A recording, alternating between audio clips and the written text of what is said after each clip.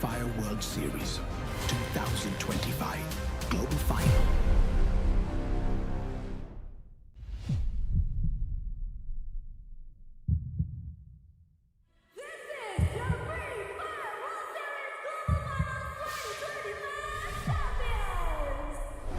Since 2023, when Buram United first came into the FFWS Global Finals, with the roster of 2022's world champions, captained by two-time world champion Jonah, taking new recruit Wasada, the all-star lineup crumbled, losing to Brazilian rivals, Magic Squad.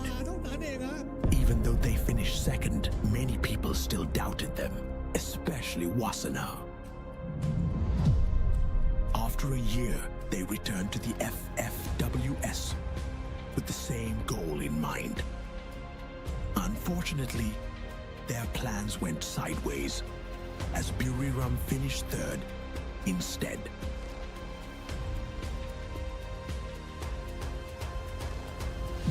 This year, they return with the same goal: prove the doubters wrong.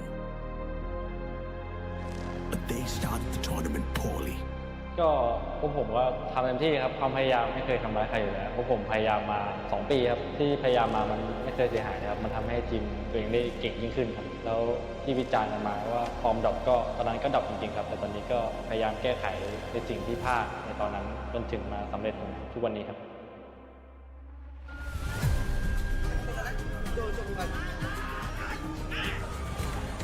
รู้สึกว่าอยากได้มากครับเพราะว่าโดนพี่เกียรล้อพี่นอนชอบล้อผมไม่มีแชมป์โลกที่แต่ MVP ไม่มีแชมป์โลกเขาชอบล้อกันนะคนจริงชอบล้อผมนะแต่ผมเกียรคนเดียวนะพี่นอนคนเดียวเลยชอบล้อไปถล่มเขาย้ำๆนะคนดูแต่ว่าชอบพูดว่าแบบว่าเฮ้ยใครไม่ได้แชมป์โลกวะไม่คุยกับคนไม่ได้แชมป์โลกวะ Reset, adapt, burn bright.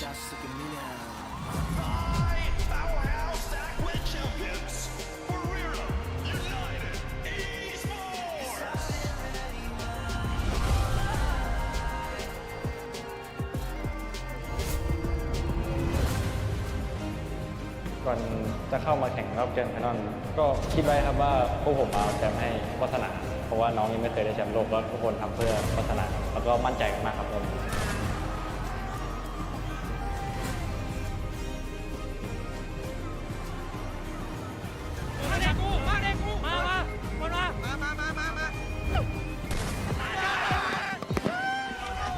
This year, they finally did it.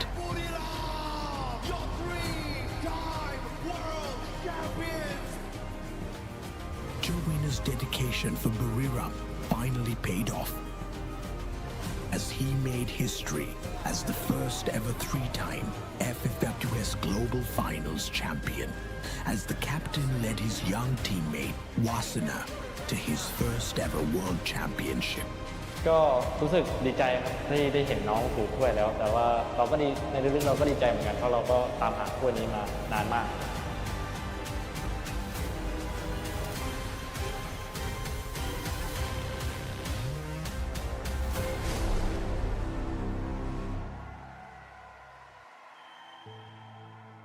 ก็มาแทนตอนนั้นเนี่ยเหมือนมาแทนพี่ไอ้นะครับแล้วเขาก็เมียนกันว่ามาแทนเดี๋ยวคูดจะไหวหรออะไรก็ผมทำไม่เห็นแล้วนะครับ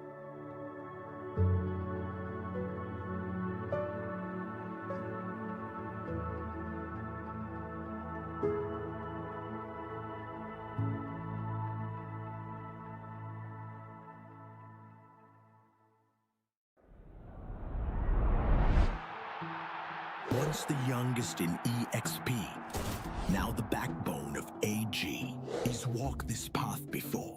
In 2023, he seized the tournament MVP, carving his name in fire against giants like Buchin, Q, and Bops. รู้สึกดีใจอยู่ครับแต่ว่าเสียใจที่ว่าไม่ได้แชมป์ด้วยครับ AG's due as their leader, their carry, their heartbeat. Within 2 years of relentless improvements, he came back stronger. He lead his squad to crush doubt and dominate the Clash squad. Oh, dude! You can do it, son! This is it! A 12 and 17! Oh! Drags them across the finish line! 2023 MVP. He has walked the talk, and now he proves the doubters wrong all over again, earning the first ever MVP and carving his name into history as a champion of the first FFWS Clash Squad World Finals. We are here in Jakarta for the Free Fire World Series Global Finals 2025. The biggest Free Fire event in Free Fire Esports of the year.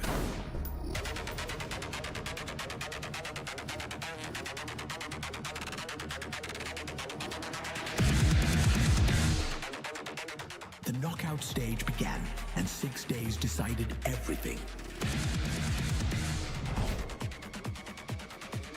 The best teams crushed doubts, First blood. while 6 teams were crushed by pressure and eliminated early instead. Triple kill.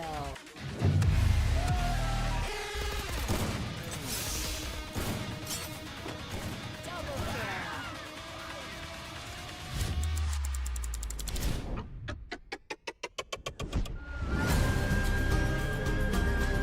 Fans from every corner of Indonesia traveled to witness an epic finale to the team's journey in Jakarta's Indonesia Arena, the nation's largest esports venue. 100,000s of fans, lights, music, fire, energy, all building up toward the biggest show Free Fire has ever put on.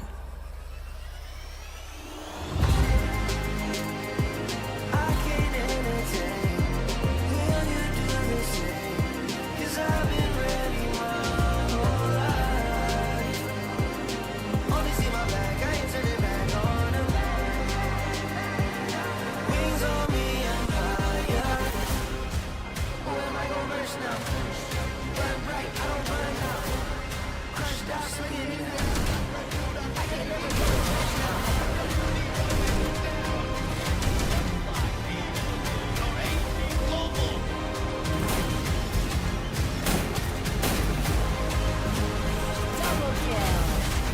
What an epic end to the FFWS Global Finals 2025.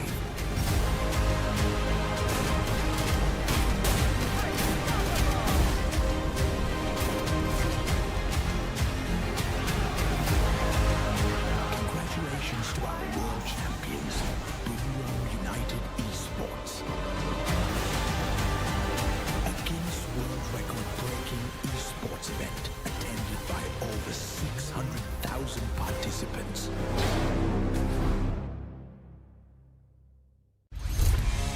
Welcome to All access. This is the Pros Masterclass. Nero, a deep dive into his strengths, abilities, and why he's shaping the way pros play right now. Next, let's break down some high-level pro plays from FFWS 2025. REFLEX took the launch pad and a free target for Esports as they soared through the sky. REFLEX got knocked the moment he landed. From far, Nero's skill to stop REFLEX from instant glue walling and get a resurrection on REFLEX. Nero's skill also disables Joseph ability, allowing detection skills like Moko's to become more effective. REFLEX had to spend more time breaking Nero's plushie before they could safely resurrect. The damage from Nero's plushie continues to tick down their HP. Esports uses this window to close in on REFLEX. With REFLEX's HP not full, Esports comes in for the cleanup. Meta shifts, tactical zoning, and anti-glue control, Nero brings a whole new layer of strategy to every fight. At this moment, Esports uses Nero's skill first to break through the enemy's defense, powered by Joseph, then activates a 124 skill to disable the opponent's active abilities. However, Joseph can counter a 124's effect and protect himself from it. That's a wrap on our Nero breakdown. The plushie, the pressure, and the plays that define this meta. Is Nero your must pick, or just overhyped?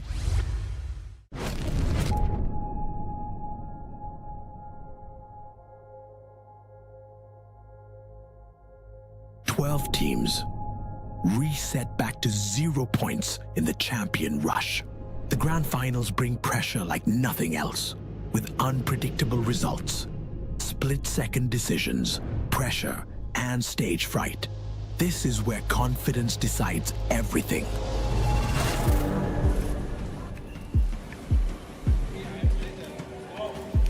ทุกชั่วโมงทุกอย่างที่เราซ้อมกันมาถึงวันนี้ทุกอย่างที่เราเสียสละการเปลี่ยนแปลงที่เราปรับและคือเรามาถึงจุดนี้ได้เนาะ Só ganha essa quem dá o buia, mano. Então não vamos deixar ninguém ganhar e ninguém tirar esse buia de nós. Nasıl değil, mereka harus. Oh, maksudnya gini kan, pasti juga kita terus bisa ayo lulus. Hari ini terakhir. Ya, waktunya keluarin semua, main all out dari game 1. Ya, main all out dari game 1 tanpa beban, tanpa pressure, enjoy se-enjoy-enjoynya. Sedikit waktu maksimalin. Percaya sama teman, itu yang paling penting.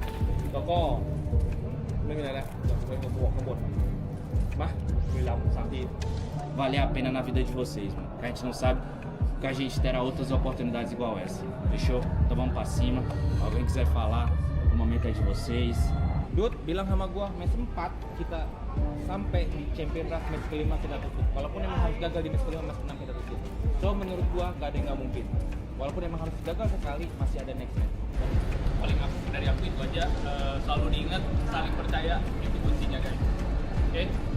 Kita mulai. Mari kita berdoa guys. Ya. Não deixe sem atenção. Mais vale do mal. Amém. Bora ao máximo em geral.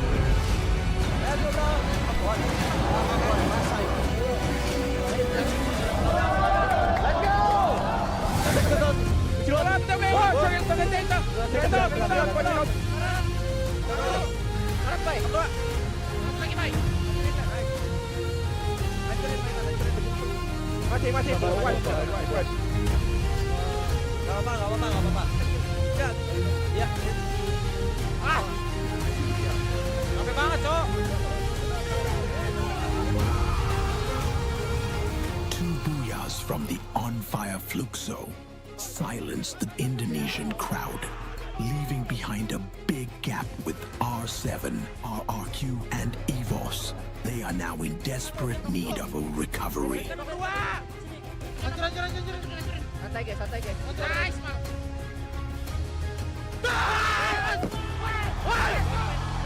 RRQ and EVOS finally recovering. However, Buram is miles ahead of everyone else. The first to activate the champion rush. Aku nggak lewat sini, kita lewat depannya, ayo, gua skill. Len. Satu, aku. Sabar. A desperate play from RRQ stops Buram, Masuk postir. giving Fluxo the chance to activate the champion rush with the booyah. Champion rush activated. Now 2 teams begin their race for the final booyah.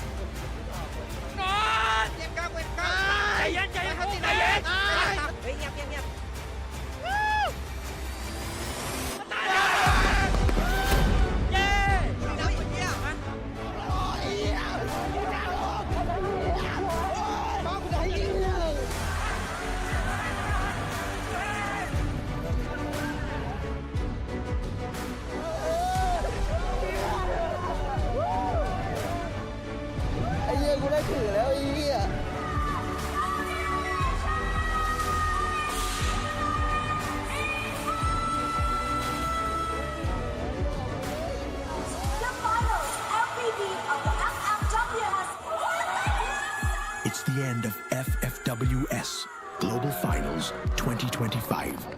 We witnessed doubts being crushed and history being made from the eyes of the MVP himself, Wasada. Buram United Esports are crowned as Best Team of the Year.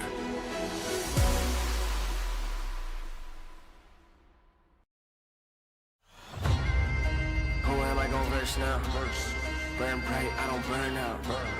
Crush style sick of me now, huh? I can never go reverse now.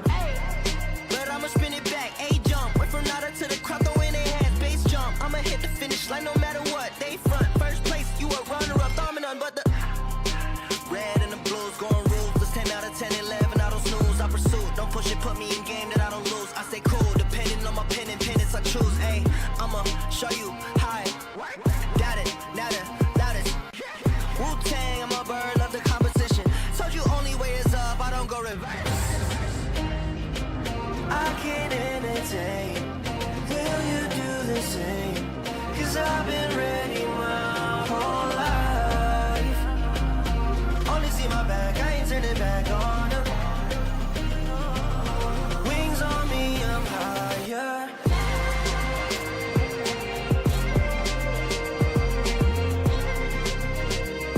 Cause I've been ready my whole life.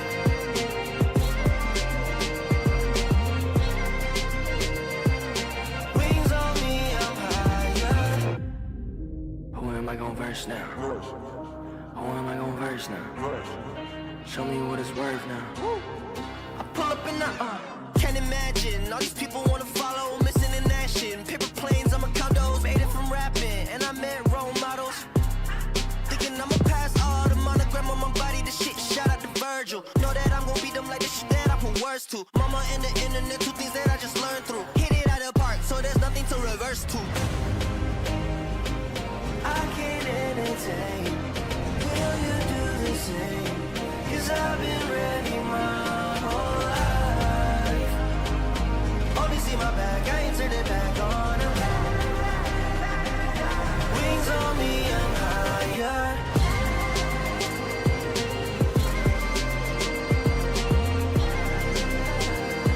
Cause I've been ready my whole life.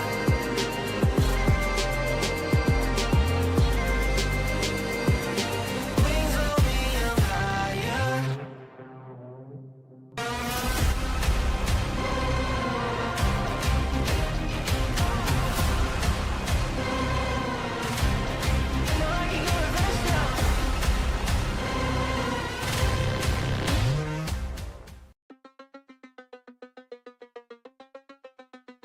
No, I can go reverse now. Let's go.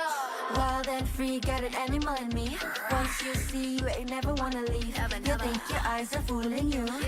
It's just the way my body moves. I bring the sugar and spice. I got naughty and nice. Get the cinnamon once, promise you want it twice. So come get a taste like dang. Got looks that kill, bang bang. I'm razor sharp, real so hard. Light it up, fireworks in the dark. Watch out, I'ma get ya. Don't leave, I will let ya.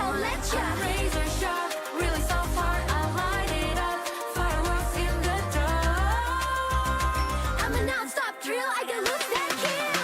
I'm a little bit bitter, sweet, but you can throw some sugar on me. I'ma knock you off of your feet. Non-stop drill, I got looks that kill. I'm a little bit bitter, sweet, but you can throw some sugar on me. I'ma knock you off of your feet. Non-stop drill, I got looks that kill.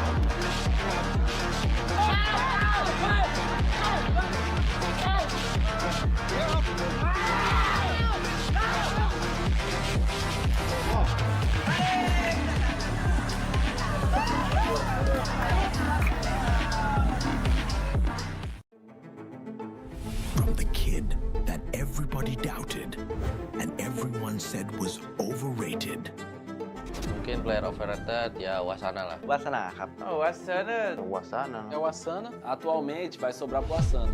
He is the only one who has never won any international tournament in his team. His hunger was higher compared to others. Towering in front of him, the same enemy, the two-time world champion. The same challenge for him to overcome again. Whenever Buram needed someone to step forward, Wasada was always there first. Every fight he took was a risk. But that's what makes him one of the best rushers in the world. Oh, Wasada! Nolan notices him as LBT tries to take the trade on the back, but he turns around too late. The mini Uzi making all the difference for Wasada. Bina out in the open. Wasada looks to finish him off at this point. Bina dropped as well. Ooh! Best rushes out there, the one and only Wasada. We do have Wasada. Oh, the one shot onto Blade! Wasn't even given a chance to be able to be picked up. And now Wasada pushing through for the team as well. Fearless and relentless, he created openings where none existed, winning duels no one else could. Buram already have activated the champion rush condition. This has to be the moment. Buram, your three-time world champion.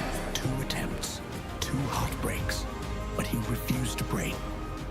When everyone doubted him, he kept his smile, and today he burns brighter than ever. The MVP of the best team in Free Fire World Series 2025 Global Final.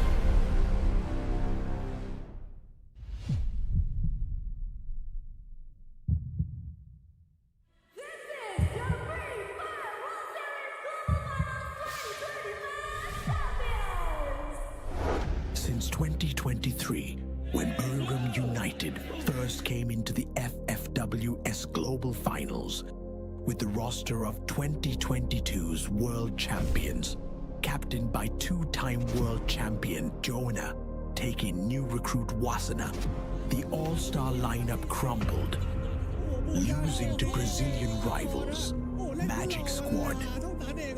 Even though they finished second, many people still doubted them, especially Wasana. After a year, they returned to the FFWS with the same goal in mind. Unfortunately, their plans went sideways as Buram finished third instead.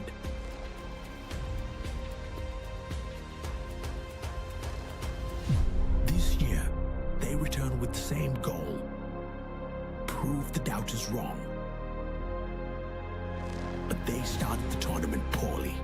ก็พวกผมก็ทำเต็มที่ครับความพยายามไม่เคยทำร้ายใครอยู่แล้วพวกผมพยายามมา2 ปีครับที่พยายามมามันไม่เคยเสียหายนะครับมันทำให้ทีมตัวเองได้เก่งยิ่งขึ้นครับแล้วที่วิจารณ์กันมาว่าฟอร์มดรอปก็ตอนนั้นก็ดรอปจริงๆครับแต่ตอนนี้ก็พยายามแก้ไขในสิ่งที่พลาดในตอนนั้นจนถึงมาสำเร็จทุกวันนี้ครับ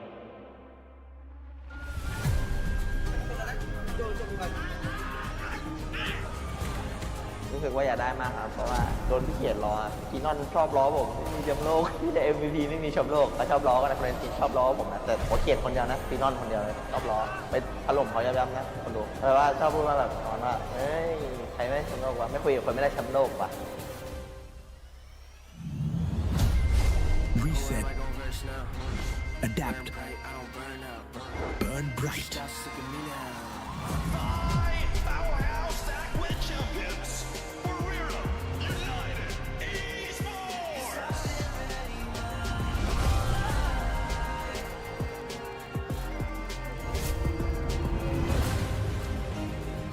ก่อนจะเข้ามาแข่งรอบเกมไฟนอลก็คิดไว้ครับว่าพวกผมมาเอาแชมป์ให้วัฒนาเพราะว่าน้องยังไม่เคยได้แชมป์โลกแล้วทุกคนทำเพื่อวัฒนาแล้วก็มั่นใจกันมากครับผม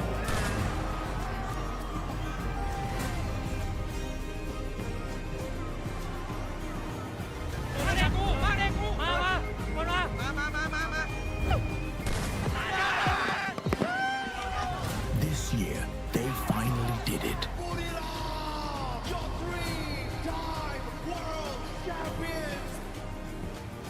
Joanna's dedication for Buram finally paid off, as he made history as the first ever three-time FFWS Global Finals champion, as the captain led his young teammate Wasada to his first ever world championship.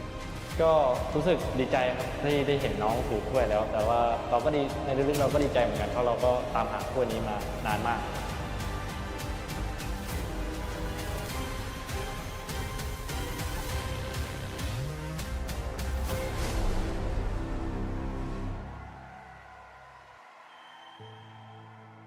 ก็มาแทนตอนนั้นเนี่ยเหมือนมาแทนพี่ไอ้นะครับแล้วเขาก็เมนกันว่ามาแทนเดี๋ยวคูดจะไหวหรออะไรก็ผมจำไม่เห็นแล้วนะครับ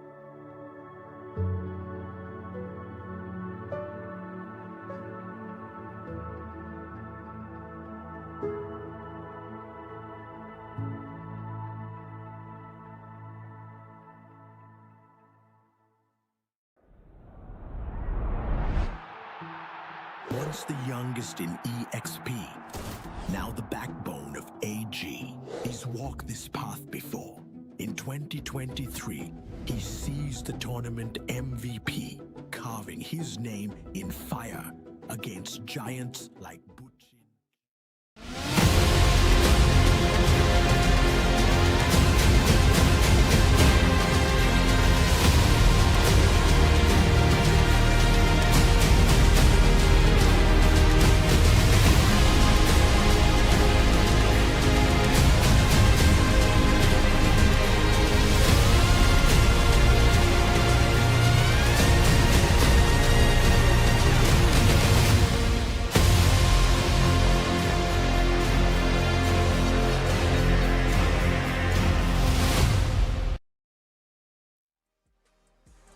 Ladies and gentlemen, boys and girls, survivors of all ages, welcome to the Fire MAX Asia Invitational 2025. 7 nations will compete to see who can call themselves the very best in Asia. And today is day 2 out of 3 in our Battle Royale Play-Ins. And we start the day with a brand new duo. Crips and Mustachio here to rock the first 3 games of the day. Crips, how you feeling, my brother? I am feeling super pumped for this. Thank you so much for the warm welcome, AJ. I am super excited to see what these teams have in store for us because we already got a glimpse of what they have to offer yesterday. Yeah. We saw the matches of Groups B and C yesterday. Today, we will be witnessing the matches of Groups A and B. So for the teams of Group B, this will be their last chance. They need to score as many points as possible and get into the top 10. Because keep in mind, ladies and gentlemen, this is still the play-ins. All the teams that you see over here, only 10 of them will advance to next week, where they will be joined by more invited teams, and that will be the BR Finals. Absolutely. So not a lot of opportunities. That's exactly what you're saying, and I hope the teams hear you loud and clear. And he's absolutely right? Because today is the final chance for the players in Group B to pick up some solid points for themselves, to hope and pray that nobody catches up with them, especially from Group A and C when that clash happens tomorrow. And it's always an unnerving thing, right? To sit back and watch the other squads participate and see if or not anybody is going to be overtaking your points and kicking you out of the top 10. That's going to be pretty nail-biting, so you guys should not miss the action tomorrow. But of course, we'll be looking at exactly what Group A can do to dismantle the confidence that Group B has built yesterday, because yesterday was a fantastic run for some of these teams. Some of these teams being the keyword. I think out of all the teams in Group B, only KAGENDRA Esports had like a decent enough run yesterday. Everybody else seems to be struggling. So to figure out exactly what's at stake over here, let's take a look at the overall timeline of the tournament and see how much time these teams have to make their mark. Right now, we are in the BR play-ins. It's 6th of December. One more day of the BR play-in remains, and 18 teams will be participating over here. Out of these, 10 teams will advance to the BR main event, which will begin on 11th of December and will go on till the 14th. On 14th, we will crown our champion for the BR mode, and then the week after that, we will begin the Clash Squad main event. Yeah, absolutely. So usually we've had the BR and CS grand finals happen back-to-back. This one, we're going to be splitting it up between the weeks. So make sure you don't skip any one of these days, because each and every single day will have something up on the table, something on the stakes, and it's not going to be easy to miss any one of this. I'm pretty sure you'll knock yourselves on the head, because this is some phenomenal Free Fire action. Even the action yesterday, man, nail biting. Nobody thought that KAGENDRA would be able to climb up to the top. Nobody thought that Nepal, well, except of course the Nepalese fans, that Nepal will be able to find such domination. But of course, continuing on to what all of the hustle out there is for, it's to play for $50,000 in total, out of which $35,000 has been set aside for Battle Royale. Yep, $35,000 for the Battle Royale prize pool, out of which the champion will walk away with $10,000. Then the second place team will walk away with $5,000, and almost everybody will get something or the other. Oh yeah. Even if you make it to the 18th spot, you will get a measly amount of $650. But let's be honest, it's not just the money that they're playing here. The money that they're playing here for, they are playing for the bragging rights. Yes, but also when I was 16, 17, 18, you tell me I'm going to be able to play esports and get $650, bro.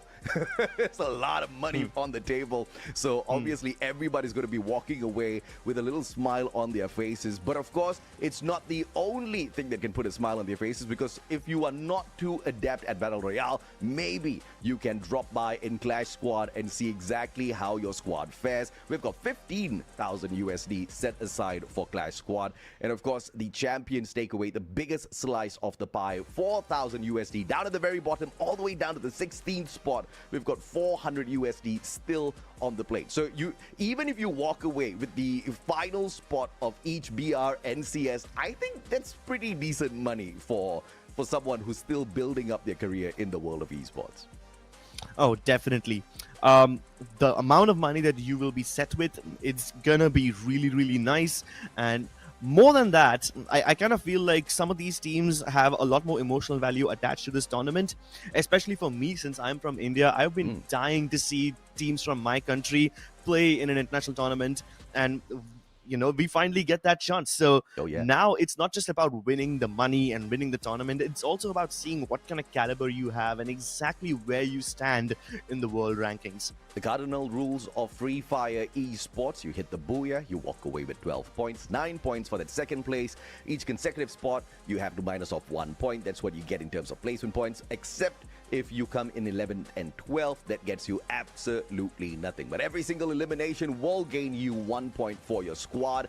And if you do end up in a situation where you've got the exact same number of points as your opponents, then we'll have to look at our tiebreaker rules that goes by the number of booyahs followed by the total eliminations. And even if that fails, we look at the ranking of the final match they play. Yep, and every single elimination point will get you that much closer to the victory podium. Keep in mind that in order to get these points, you need to get a good combination of your active skills, because you're only allowed to have one active skill per team. On top of that, you also need to optimize your team boosters and your tactical markets. Most of the time, we've seen people rock 2 team boosters and 2 tactical markets in a single team, but the active skill, that has been changing. A lot of these teams were sticking to their Tatsuyas, their Oscars, and their Chronos. That's like the staple picks that we've been seeing. But some of these teams have also started experimenting with Nero.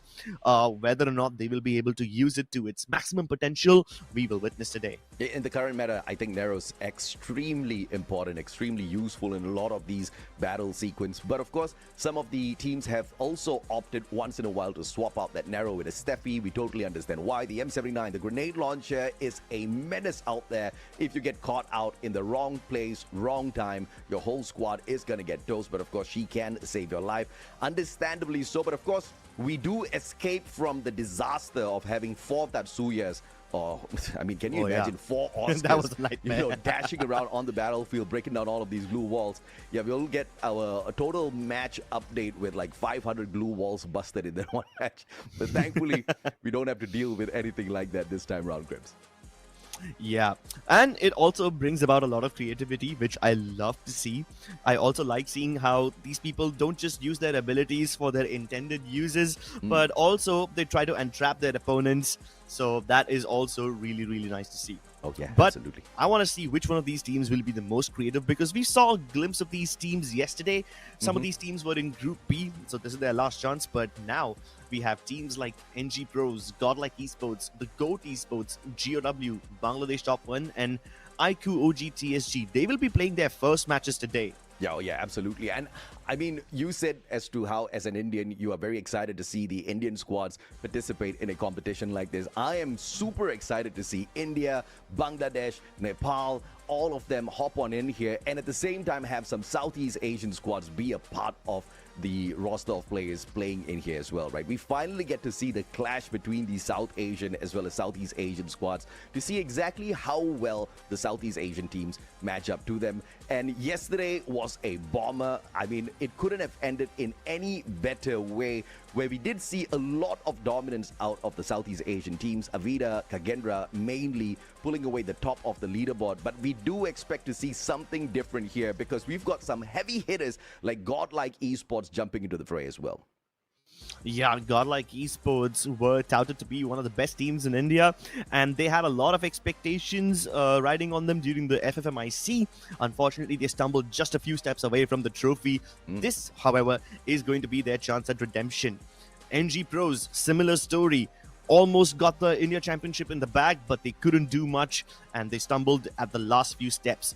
But take a look at the members of KAGENDRA. Every single one of these players was on fire yesterday, and I'm not even trying to make any puns about the guy who's actually named Fire in this team. I mean, no doubt at all. I mean, I did expect KAGENDRA to do something magical out there, but unfortunately for them, they could not have a lot of those opportunities to the Booyahs, because, of course, GB Esports showed up big time for Nepal, and this is something I'm expecting to see here today as well. Nepal rising up, but can the Rising Gods keep up with the pride that GB Esports has brought to their nation today? Because yesterday wasn't that great of a run for Rising Gods. They ended the day in the 9th spot. Not a lot of placement points, but as opposed to the elimination points, which were really suffering yesterday, right? So when it comes to the engagements, the gunfights, Rising Gods still need to repair quite a bit of what they need to do in order to approach this matchup. I think that can be said for all the teams on this current screen. Nightmare Esports, Redcliffe, Reflex United, Rising Gods. Neither of them exactly had a nice time yesterday, but at least Redcliffe know how to take fights. They were winning some of these squad battles, and at least they were not getting eliminated right off the bat. Reflex United, on the other hand, these guys became the punching bags yesterday, and hopefully today they can put on their boxing gloves and hit back. Reflex United, unfortunately, having to come in very last in the 12th spot. Obviously, Bangladesh not going to be too happy with that, but Redcliffe is still kind of carrying the flag of the nation for us here. They will be in participation once again here today out of Group B, but it's going to be their final opportunity. And as we go through these maps, Purgatory, Bermuda, next Terra, a quick short break. When we come back, it's going to be Kalahari, Solara, as well as Alpine. No extra maps, so you just have to find a way to nail all 6 games. Yep, and 6 games are all that stand between you and certain elimination, or maybe you could even make it to the other side and see us in the next week. At least with the teams of Group B, this is the case. For the teams of Group A, though, they've had the chance to rest yesterday and take a look at what everyone else has to offer in the lobby. I want to ask you this question. Do you think that's actually an advantage? Playing on the second day instead of the first and getting the chance to observe your opponents, does that actually make that much of a difference? Yeah, absolutely, man. If you don't want to get your butt whooped early, and if you want to avoid a good hot drop, yeah, it's a huge advantage. At least you get to avoid some of your opponents. You also get to test out exactly how well you do in some of these maps by hot dropping opponents that you think you can take on, or at least you want to test your caliber up against. So yeah, it's a huge advantage to play on the second day. So that's exactly what I think Group A has got going for them. You know, you've got teams like GODLIKE Esports here. You've got GOW Esports here out of Southeast Asia. This Vietnamese squad, I mean, yeah, they blow hot and cold. Sometimes they are absolutely horrible. Sometimes they are just at the very top, right? So if you don't know which version we're going to get of them today, but with the extra bit of information, I do expect them to abuse that. Definitely. It's not just the extra information that they have, but especially for squads like GOW, they've got so much experience riding on them, and they've been to so many World Series finals as well, right? So they definitely are the team to look out for today. If there's one team that can probably dominate and maybe even overtake KAGENDRA, it has to be them. Now, this is the biggest question that's on my mind today. Who do you think is going to dominate the leaderboard of the day? Do you think, if not, we're going to see some of these Group B teams get kicked out? Because, like you said earlier on as well, Crips, some of these teams didn't do all that too well. Yesterday, I mean, Rising Gods, they couldn't rise up the leaderboard all that too much. We had the Headhunters, who I thought were off to a great start, and then they kind of trickled down in terms of performance. I wanted to see them hunt more heads yesterday.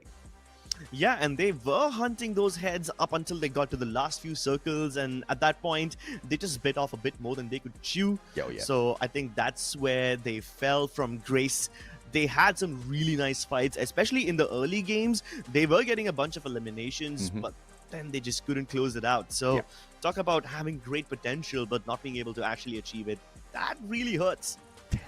that definitely hurts. But thankfully, we do have 2 games, 2 play days for these teams, right? So the teams who couldn't really make the cut yesterday can try again today. But of course, this is the graphic that you have to take with not a pinch of salt, but a bowl of salt, because obviously this is not what we're going to see in a few seconds. I think that was proven yesterday as well. Usually these are the preferred drop spots, but clearly we are not dealing with, you know, chump squads out here, right? Everybody has done their homework, and they did very well yesterday trying to avoid some of these hot drops. But of course, in some circumstances, it was just unavoidable because they didn't have a lot of information to work around with. But again, back to your point earlier on, the advantage that Group A has is they know exactly where Group B or where Group B potentially might be landing on. So avoiding some of those hot drops becomes so much more easier. Yeah, but all of these hot drops, which these guys mentioned, almost none of these teams followed them yesterday. I think only 2 teams actually stuck to their drop spots. Nightmare Esports actually landed in Crossroads yesterday. And if I'm not wrong, it was KAGENDRA who mentioned that they are going to stick to their spot, but then they deviated just a tiny bit. So it's not that much. Everybody else, they were lying to us. Well, it's good, right? You got to trick your opponents, because they would have been thinking, okay, wait a minute, who's going to get this information? Our opponent's going to get this information.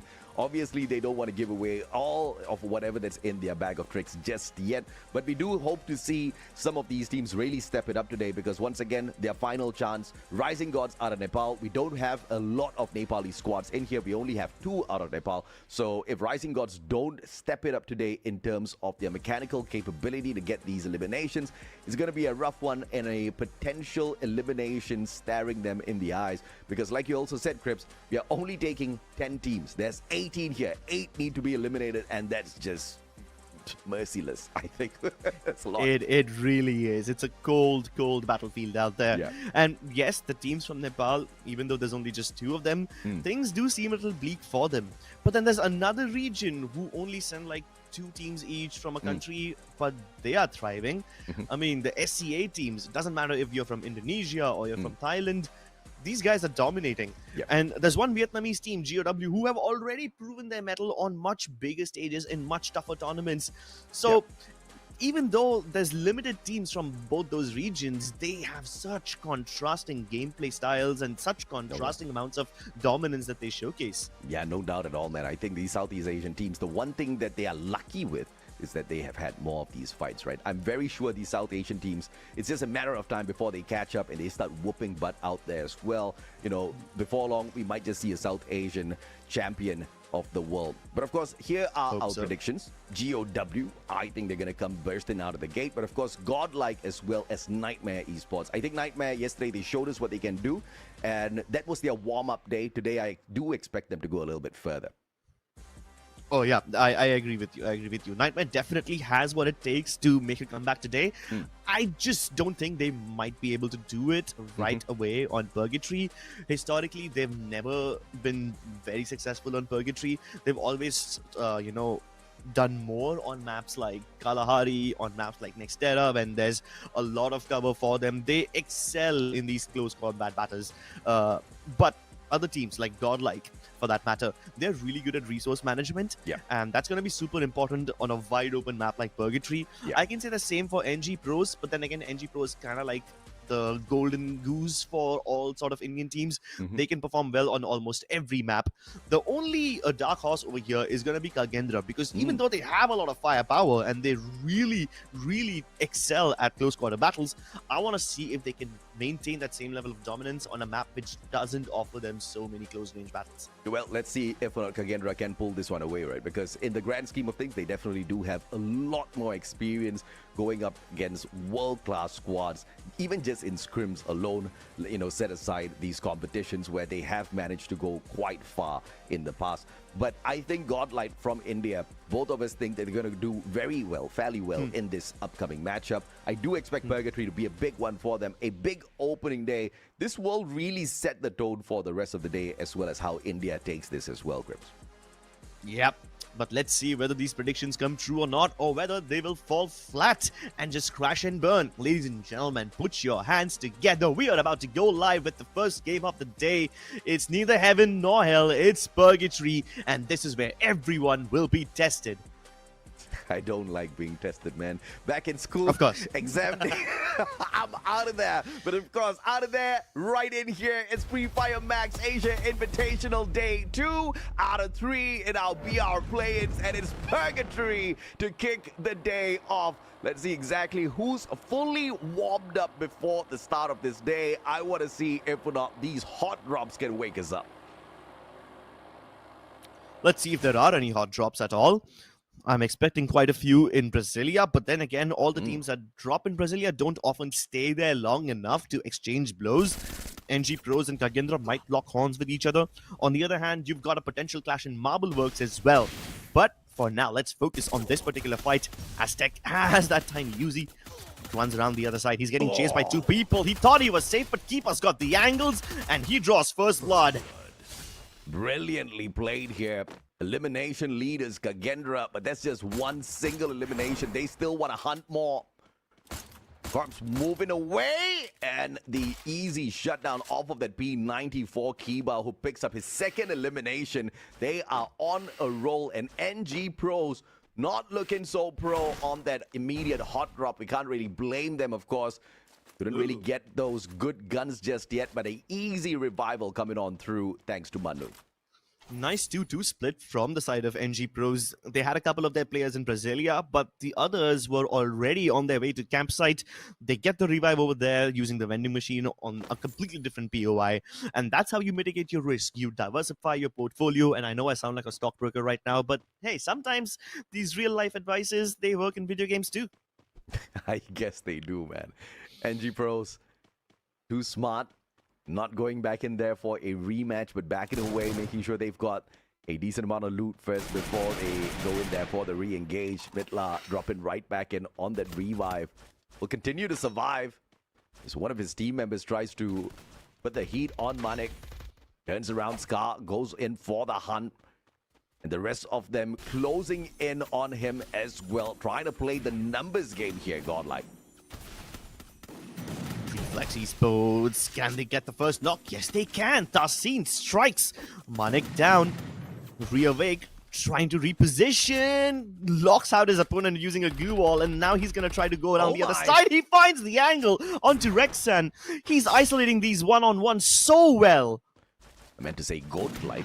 Accidentally said GODLIKE, but I guess that's going to be the fun for the rest of the competition here. IQOO finding one from afar. GOW facing a little bit of resistance out there, and Vietnam has to be on a tad bit of a reset here. Raftar tagged down. Tasin at 590 will get the clip, drops Raftar, and REFLEX started off hot here with 5 eliminations. Poor Raftar had no idea that an opponent was creeping up from the sides. Didn't hear the footsteps, I guess. Reawake. Can he create a nice safe opening for his teammates who are now dropping down? NG Pros, they were in so much trouble earlier fighting against KAGENDRA, but now they've found another opponent who's harassing them. Oh, Headhunters. They just crawl into this area without even expecting any resistance, but hey, they just awarded a couple of free eliminations. Yep, I guess they are lucky for now. Open ground rotation, nobody spotting them out just yet. Good use of the binoculars earlier on as well. But as we speak of good luck, one player from the side of KAGENDRA, I believe in a vehicle, about to drive by the squad. We'll catch up with that action in a little bit. Redcliffe being cornered by the players of GOW, who are widespread on these open grounds. Not looking good for GOW if they're going up against a strong, long sniping team. Redcliffe, on the other hand, hasn't been so sharp in some of these engagements, so GOW is going to get away with this one easy. Death not even waiting for backup. Nero plushie tossed on out, taking away at his health, and Ashiki quickly backs away. Does that pursue? Ashiki sees him with the TPP, and they try to pre-fire him, but Death avoids Death for the time being by using that glue wall. Here comes the dash. Demon plows right through, and the trade is here. Death can be easily revived. There's no backup coming in from the side of RC, so they can't confirm their knock. Can Demon continue? Ashifi also falls, and their plans are backfiring so hard right now. RC look like they've bitten off more than they could chew. Beautiful push by Demon, and played the timing well as he waited for Death to step up with that Oscar. Valiant dash, breaking down the glue walls, getting them that knock, and piling up the pressure here on Redcliffe. GOW still in for the hunt here. They have to be careful. A potential to get caught out here by another squad. And it is the GOAT Esports who comes across Fahim. RIP trying to make sure nobody steals away his elimination. They go in for the sprays, but Manik still does manage to get to him. GOW is now pissed. Man, Manik is already fighting his own demons. He was busy fighting against the members of Redcliffe, while GOW are also just pummeling down on him. Talk about being caught between a rock and a hard place. Tension is feeling the tension right now as Death finds him. Pun definitely intended. Tennyson backs away. RIP looking for one, but Demon sneaks that knock away. Sharon won't be sharing any coins with anybody else for the time being. He needs each and every single bit of that to bring his team members back. Question is, can he get to a vending machine? Death and Demon running this town now as they force gold away. And Sharon is so isolated from his teammates. There's no backup available. Hops into a vehicle, but he's being chased. This is almost a Fast and Furious movie over here if they actually manage to catch up to him. Well, let's see if or not they do manage to get this done. Sharon, Deanne with the Winchester makes this one look way too easy. I've tried it a couple of times. It's not easy.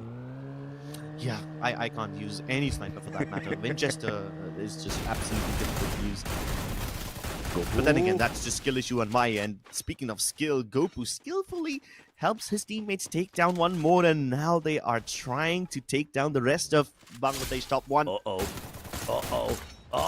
Mehdi gets away. No Hedi can shut him down just yet, but Farhan will catch a little fish out of water. It's a 2v1. Glue wall still standing for the time being outside the window. Yet another glue wall to smash through. The grenade bounces off Farhan, not finding his prey that easy. It would be absolutely hilarious if Showo turns this around. M590 drops a trip mine. Big play coming on through, but does not jump through the window in time. Gopu finds it. Drogon picks up another for the Nightmare Squad. Nightmare Squad avoiding casualties really well. Just taking names, kicking ass. Amin also brought back to the ground. Good revives from this team overall, so it's a nice start. But Reflex Esports once again find themselves in the crosshairs of GOW. GOW 6 eliminations already, and Reflex. Yesterday, their reflexes were not that too great. Probably getting a little older there. RIP. M590 back up from Demon from afar. Winchester pulls out the time turner and reawake with the Bison, sprays him down. Brilliant play of the utilities, and the Bangladeshi squad looking alive as they take on GOW. Demon, Deanne want no part of this. They say hasta la vista as they buzz away.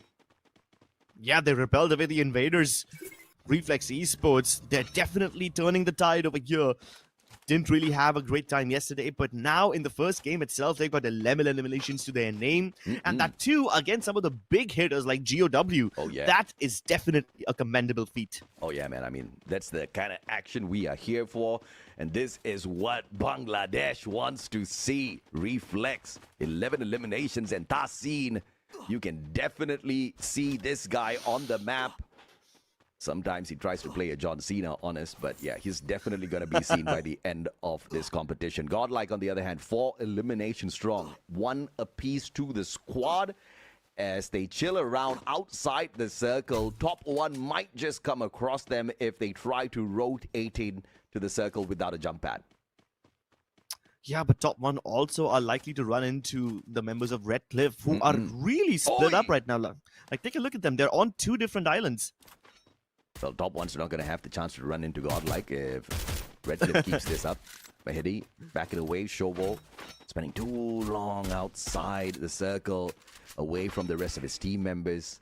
Godlike Yogi's going to have a field day with this one. RG, on the other hand, the Rising Gods from Nepal. This is their last opportunity here today. Mex cannot miss. They cannot miss this opportunity to strike in all 6 games. They're way too close to the bottom. Next circle's about to pop on our screens any moment now, and then we'll see which one of these islands has more landmass in the circle. It would be really great if the circle moves like right towards the water body and then forces the team to decide. Nah, it makes a hard shift towards Brasilia. Okay, fair enough. Easy decision making for these teams over here, but not an easy fight because KAGENDRA and RG are both focusing on NG Pros. Yeah, KAGENDRA again cleaning up house, looking for more points here. Dead with the M590. Jump, hop-up shots will find Manu, who backs away. Mag 7 in hand. Good blue wall to keep himself safe. No window to far. Oh, there is a window right behind him. So Manu, opportunity, but second guesses the maneuver. And Kiba punishes him for it with the M590 on the invasion. 9 eliminations for the Indonesian squad already. NG Pros are caught between these 2 teams. This is not the kind of meat patty sandwich you would want to be in. You've got KAGENDRA on one side, RG on the other. Of course. But then again, if you're going to get swallowed whole, it doesn't matter whether you're a vegetarian or not. You're just going to end up in someone's tummy.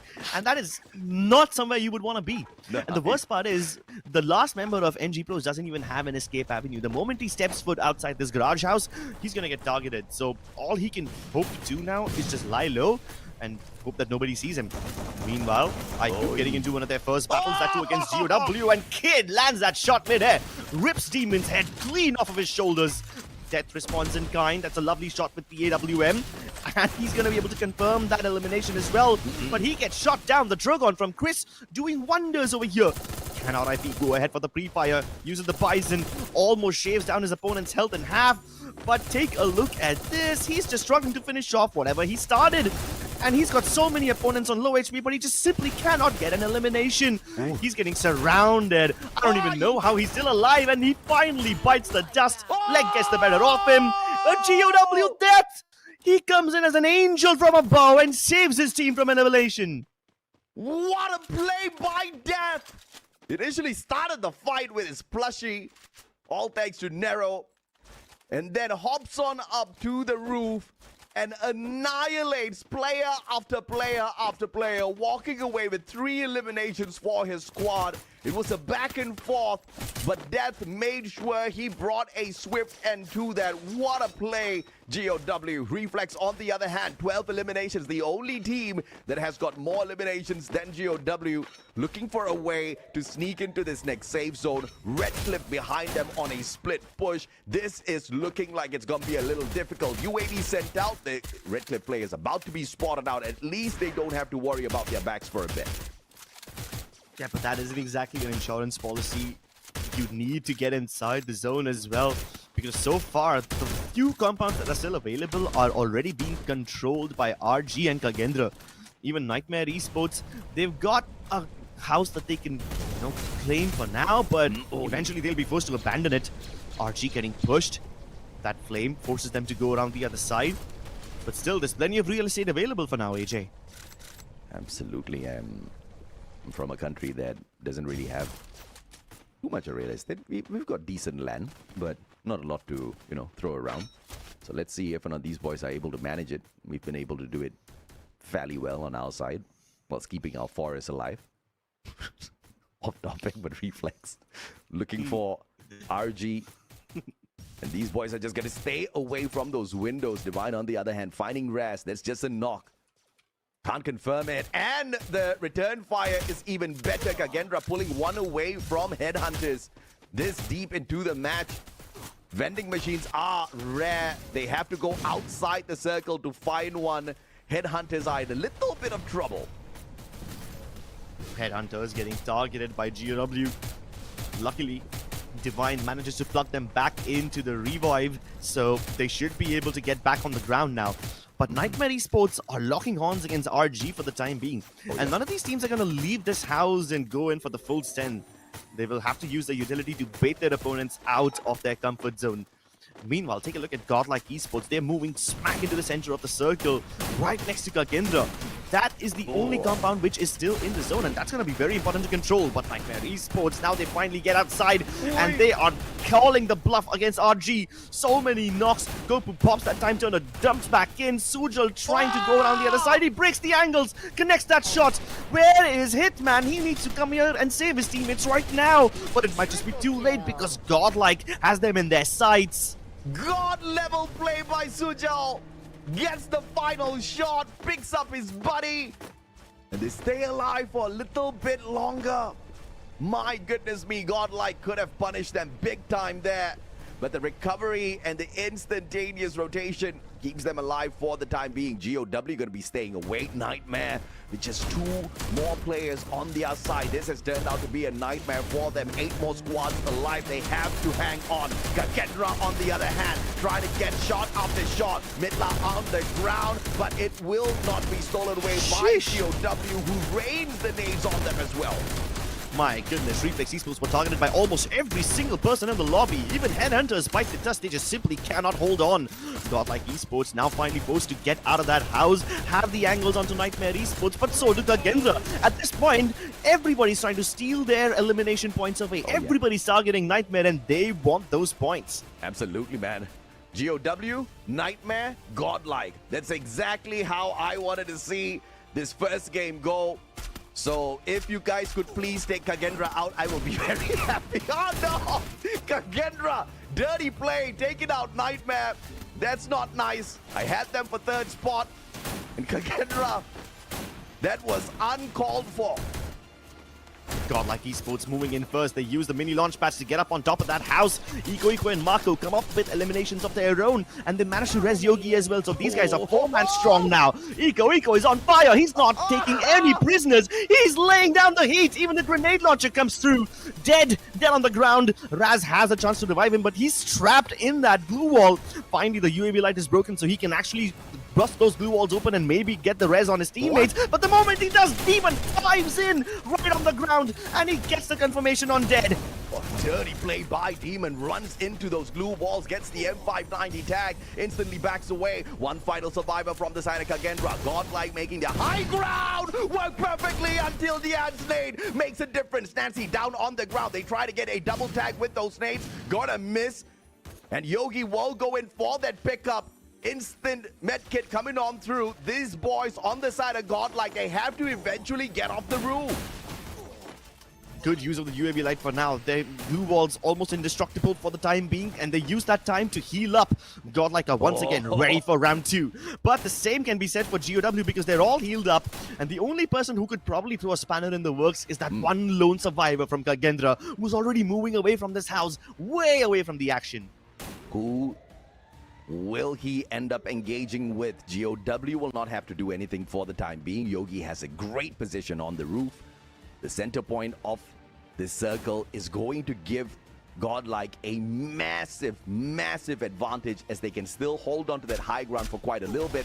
But GOW will not give them an easy workable angle. Kiba shows his position, backstab, opportunity, and he'll just easily step away with that one. Yeah, Marco got greedy with that one. He's trying to go after Kiba. He's trying to go after one single point, but GODLIKE Esports are actually hunting him down as a pack right now. This might just backfire if they can't finish him off in time, but they do. They don't give GOW much time to hunt them down and third-party them, and these guys have reset again. They're ready for the 4v4. Demon down on the ground, beautiful by Nancy. Charge buster straight to the head. Yogi breaks his ankle, looks for Deanne, tries to get in through the window, gets there in time, and GOW GOW down by one player. 3v4, DN trades one out. Nancy again drops a GOW player. Nancy with the big plays. Marco hops on in as well. Two more players on the side of Godlike trying to make a difference. And Death shows up. And now a 1v1. They've set this up perfect. Deanne down on the ground. No save possible. And Nancy wants the clutch play, and Death says no! GOW walks away with Booyah number 1. GOW set up that bait perfectly. Nancy thought that they were going to go for the revive. He tries to rush in prematurely, but these guys were ready. Deanne was already had his crosshairs placed over there, and Nancy falls right into that trap. GOW win the Booyah in the first game. What a play. Death with a jump shot through the window, connecting with the head. That instant shutdown with the M590 was a big play. Let's take a look at the final shot of the match again. The final moments were just absolutely chaotic. And as the invasion came through for Deanne, he still manages to get a knock before getting put down onto the ground. Death finds Marco through the window, setting up a 1v1. And Nancy just did not see the M590 coming out of that blue wall. Fantastically played by Southeast Asia. Fantastically played by GOW. Great 1v2 by Death in the end to finish it off. I really thought that Godlike would have had this in the bag, but that jump shot, that changed everything. Oh yeah. GOW, they get the Booyah in the first game with a lot of eliminations to their name. I think this is going to be a big 30-pointer game, if not somewhere even more than that. But credit where it's due. Even KAGENDRA and Godlike Esports had a massive game with plenty of eliminations to their name. Overall, these three teams control the lobby really well. But it's GOW who walk away with the bragging rights. No doubt at all, Crips. I think it was a phenomenal matchup, and I am super delighted that the Indian squads are not just keeping up, but almost stealing it away from the Southeast Asian teams. Godlike Esports did very well on this matchup. Kind of falling off here with the points. You can see a 5-point difference, but obviously the Booyah is a factor there as well. Godlike Esports almost measured up to the eliminations of GOW and overtake them, but of course it was just a smooth play towards the end, and Death was on fire. In fact, the whole squad on the side of GOW just played that perfectly. KAGENDRA stepping it up, only 23 points for themselves, but that's not going to be something they complain about, because that's still massive when you compare to the rest of the leaderboard. Yeah, I mean, take a look at the difference in these points. 30 for GOW, 25 for Godlike, 23 for KAGENDRA. That is fine, but after that, there's a sharp dip. Reflex at 17, Nightmare at 13, and everybody else below them is at single digits or lesser. So that is some really good domination from these top three teams. They were a really top-heavy kind of teams over here. But 9 eliminations from Death alone, that is amazing. I mean, the stats say that the AWMY was his weapon of choice, but we saw what he could do with the M590s as well. That clutch was phenomenal. And not just in the final bout up against the players of Godlike, we also saw it a little bit earlier on, and his roof play getting up on top. His team almost was annihilated. Knock after knock came through. They had to survive that, and this guy put an end to the run. Got a triple off of that engagement with that vantage point, and he was the difference maker in that battle, as well as the final one, gifting the Booyah to Vietnam, to Southeast Asia. And this is what we want to see out there, just super heated up battle between these teams down to the very end. Nero, Oscar, Chrono, A124. Obviously, the Chrono came in clutch a couple of times for them, but the biggest difference maker, once again, has to be what Deanne did, right? That A124 and the timing of that pop as they went in for the rush time and time again in this matchup was just incredible, Crips. Yeah, he basically makes sure that nobody else can use their dashes, nobody else can use their chrono shields, and it all comes down to timing. The moment you activate that A124, you have a tiny window, which gives you an advantage, and if you don't finish that fight in that tiny window, you will basically be fighting on your opponent's terms. So it's really important that he times it well, and he did that. But take a look at the difference in the damage numbers of all these players. Death clearly the MVP with 9 eliminations and 4,000 damage. And RIP, while he's supposed to be the designated rusher alongside Demon, they weren't able to do all that much. They have similar numbers in terms of damage and eliminations. Yep. But it was clearly Death who was raining that from above and saving his team from certain death. Yeah, Death and Dian wouldn't be able to... Okay, Dian, we can keep him out because he's the grenadier of the squad. But Death wouldn't be able to get this many eliminations without the assist of RIP and Demon. Usually the two players who are, up in front, trying to disable their opponents, getting those initial tags first, and then Death just shows up from the back, finishes the job, and they move on to their next victims out there on the battlefield. Very clean maneuvers out of GOW. It's surprising, right? Because the level of tenacity that they're showing us here just means that they're in here for a good day. Like I said, GOW Vietnam, they can blow hot and cold. Today is a really hot day, as it seems. Yep, and it all comes down to one individual being there at the right place at the right time. Yes. Like if it wasn't for Death pulling off that triple elimination to save them from being destroyed in the mid-game itself while they were entering Brasilia, they wouldn't even be in the top 5. But Death comes in clutch at the right moment, saves his team while the rest of his players were struggling. And because of that, GW was able to get inside the top 3, and from there on, they just have to wait for all the other teams to make their move and adjust accordingly. Yeah, I mean, this is where we really need to see if or not GOW can keep this up as well, right? Because if there's one thing Vietnam knows very well, is the curse of the Booyah, where they score a massive Booyah, and in the very following game, we see them eliminated in the 12th spot or very early in the matchup. So if that one continues to plague them, even here in FFMAI, I will not know what to say, but it'll be hilarious to see that happen. It will give an opportunity to the rest of the teams who are trying to catch up. It will give an opportunity to teams like GODLIKE and KAGENDRA sneaking away that spot from them as well.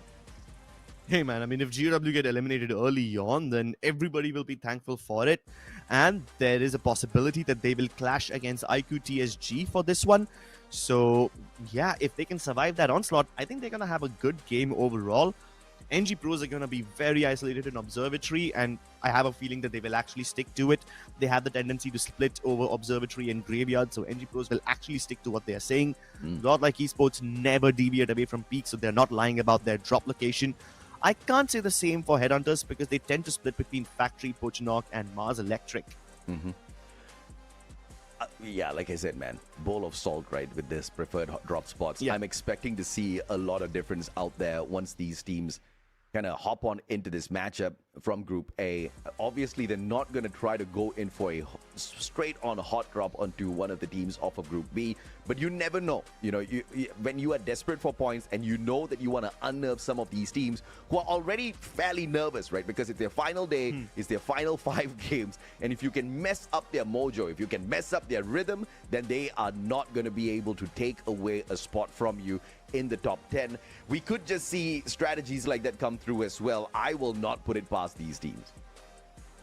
There is a distinct possibility that they will engage in said strategies. They will engage in a little bit of shenanigans over here where they try to disrupt their opponents, maybe even dismay them. But there is a pretty good chance that if the teams actually stick to their drop locations, some of them will end up walking away wounded, and then the rest of the game they're just going to be limping around, going from vending machine to vending machine, trying to get all the cash to get their players back. And that's a massive advantage that all these teams who don't engage in all these early battles, they will get the cash to use their tactical markets and upgrade their weapons much faster if they have enhanced hammers. I mean, if at all they use them. So far I haven't seen many teams use it. They will get the opportunities to get their weapons back up and, be ready for the last game. Absolutely, man. And of course, the opportunity to find a little bit of repair in their approach to the competition needs to be applied here by Reflex United. We've seen a lot of potential from this Bangladeshi squad, but unfortunately, it's not translating when it comes to their placement points. Surprisingly, their engagements are quite solid, right? They can get into a good fight. They can walk away with some decent points. But getting deep into the circle has been a challenge for Reflex since yesterday up until today. If they don't fix this one, it's going to be really tough to see them in week 2. Yep. That is unfortunately the truth for Reflex United. I would have said the same for Rising Gods, but in the previous game, they seemed to at least make it into the circle. They weren't able to fight their way ahead of it, but at least they were not struggling with the rotations. They were not getting caught out in the middle of nowhere. So that's some sort of an improvement. Reflex United, they had a bunch of eliminations early on as well. Again, would have been nice if they were able to back up those eliminations with more placement points as well. Yeah, you think NG is gonna go out cracking a booyah here this time around, huh? If not necessarily a booyah, I know for a fact that Bermuda is one of those maps where if they realize that, okay, we're not going to be able to win this, we don't have the position, NG, they activate this this rage switch, where if they are not going to win, they make sure that they take out everyone in the process. If I don't win this, you don't win this. It's like a self-destruct queue, you know? Yeah, they play dirty. They activate this hyper-aggressive elimination switch, and it's like a switch in personality. If they don't win, they're going to go out swinging, and they're going to go out with a bunch of elimination points. And that's the best thing about NG Pros. They know that, hey, if I'm not going to make it, at least I can just throw my life away in order to get a bunch of elimination points. I don't know if or not I'm a big fan of that playstyle, but you know what? I am an advisable playstyle. I am a very big fan of the teams who are not really doing well in the competition, taking some hot drops against some of the big boys, right? Making a name for themselves. Because if you can disrupt their plays, even if you do not make it through to week 2, we will remember you. And that is a big thing because the audience are going to remember you. Everybody's going to be sending their good vibes your way to see you in these competitions a little bit more in the future. So I think it's a good thing. Of course, especially if you are struggling down at the bottom and if it's confirmed that you are not going to get into the top 10. If you still have a chance, yeah, I would not play that risk. I mean, you only go for those kind of risky playstyles when you know that it's an uphill battle that you're not going to be able to win. So you might as well take everyone else down if you're not going to win. But Bermuda is one of those maps where everybody does have a very methodical playstyle, and real estate is going to be super important. So I think teams like Headhunters might also have a nice time if they don't get wiped out right off the bat, if they don't get completely destroyed in their hot drop. I think they're going to have a good time as well. Now, whether or not they will actually do this, we will witness once we hop into the game, ladies and gentlemen. Put your hands together for the second game of the day. We are flying over the skies of Bermuda. As we head on into map number 2, we get to see if or not the adjustments will come through here for some of these squads who are still struggling to find their way. Yesterday, Headhunters as well as Nightmare Esports showed us that they can play a good Bermuda. Will they be able to do that here today as Group A hops on into the fray looking for these points as well? We'll have to see. The instant hot drop that's going to be pulling away our attention. It's the play on the side of GOW, and Demon barely gives us enough time to see the drop spots of the rest of the squads here before he gets into a little bit of a pickle. IQOO, on the other hand, dropping one. Chris dipping in and out of that Chrono Shield so well. He does get one knock, but Showo, he's gonna make things much harder. He tries to go for the res, but can't pull it off in time. He has to stick to his guns once again. Kid provides some good backup over here. That leaves Alif all by himself. And he can't even escape that much because there's NG Pros on the other side. He is close to a vending machine, but does he have enough cash? Marvel just managed to pull a revival through on his buddy before getting taken out of the equation. Headhunters are hanging on here. We'll get to catch up with their action in a little bit. Not looking too good as Kunal gets sprayed down as well. Headhunters having their heads hunted by Team Reflex, who seem pretty flexible in this first matchup. Takla on the hot rush, looking for Divine, looking for his head. And the squad will obviously survive, all thanks to that revival. The player will drop far away, hoping and praying that nobody finds him off of the skies. Meanwhile, NG Pros, they've got some competition, and they're already putting that competition down on the ground. Somebody decided to challenge them near Graveyard, and they will bury their opponents right there. It's the most appropriate place to do so. RG, on the other hand, quite a lot of drop fights over here. They're going up against GOAT What will the GOATs be able to do in a situation like this? RG, they do have them surrounded. High ground advantage to RG as well, Sujal. Opportunity to find those tags. Megs, beautiful position. Raptor opens up the fight first. Manik, sliver of hell. Then Raptor takes advantage. Thanks to the LMG, great number of spray sent his way, and the Oh, flanking no. positions are perfect for the side of RG. Catching up the goals one after the other. It's biryani time, baby. Sheesh! Sharon also goes down. They used the Cassie electrotherapy for a second, almost went back to full HP, but it did not help at all. Luckily, Rexon is elsewhere on the map, somewhere near a vending machine, so he's going to be able to plug one of his teammates back into it and get the revive. But that is obviously not the ideal start you were looking for. Back towards the dam area, you've got Yogi trying to take pot shots at Chris. Not connecting all that many shots. Allows Chris an opportunity to slip away. Godlike with the 4 eliminations. Looking decently strong here. As they try to track the players. OGxTSG managing to back away for the time being. We'll catch up with them in a bit. There's NMR, the Nightmare squad, walking around. Nightmare Esports, 2 eliminations so far. And it looks like Clock Tower is gonna be their safe haven for the time being as they back away looking for more loot and coins. Nightmare Esports finally get to breathe a sigh of relief. After the early fights, they are given quite a lot of space to work with, so they can loot up nicely. Oh no, Chris thought he escaped, but unfortunately NG Pros find him. Unfortunate, but that's exactly how the cookie crumbles here in FFMAI.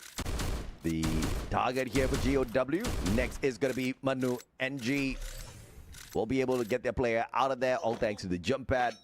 And GOW 5 eliminations strong. Oh, that jump would have annihilated the chance of Ashifi death opportunity. Not too far away. And it looks like GOW is going to be hunting Redcliffe in a little bit. Yeah, and GOW have been going around the map. They weren't even close to Graveyard. They dropped, but then they heard those gunshots. They heard the fight between NG Pros and IQOO OGxTSG. So they go ahead and try to third party. And guess what? They are awarded for their efforts. And now Ashifi, he's just trying to fly around. He's been on the run for a while now. GOW going outside the circle.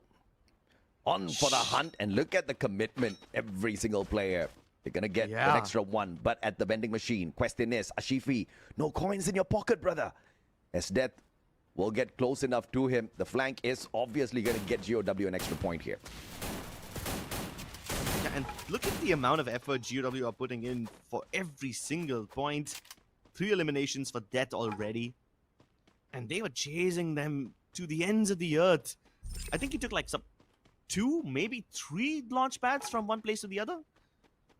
And he was just flying all the time, and all that movement still can't save him. GOW back and forth. Ooh, Tennyson with the tension. Yogi putting it on him. BSK, M82B. Neither one giving them that knock. But a GOAT is on the menu here for Godlike Esports. 4 eliminations strong. They've got the high ground. And the GOATs have to rotate around them. They're trying to put a decent distance, but the jump pad will get them a little bit closer. Backstab position, Godlike. They are on a hunt as Rexon gets dropped. Sharon will get caught. Grenade launcher comes out as well, and Eco 7 finds the connection. 2 eliminations confirmed. Yogi has eyes on Tennyson. He relays the information to his team, and Eco punishes Tennyson once again. But Rexon, he's just been on a mission to get his teammates back up online. He's just been reviving them left, right, and center. The question is, how much longer can he keep this up? That is a good question, Godlike.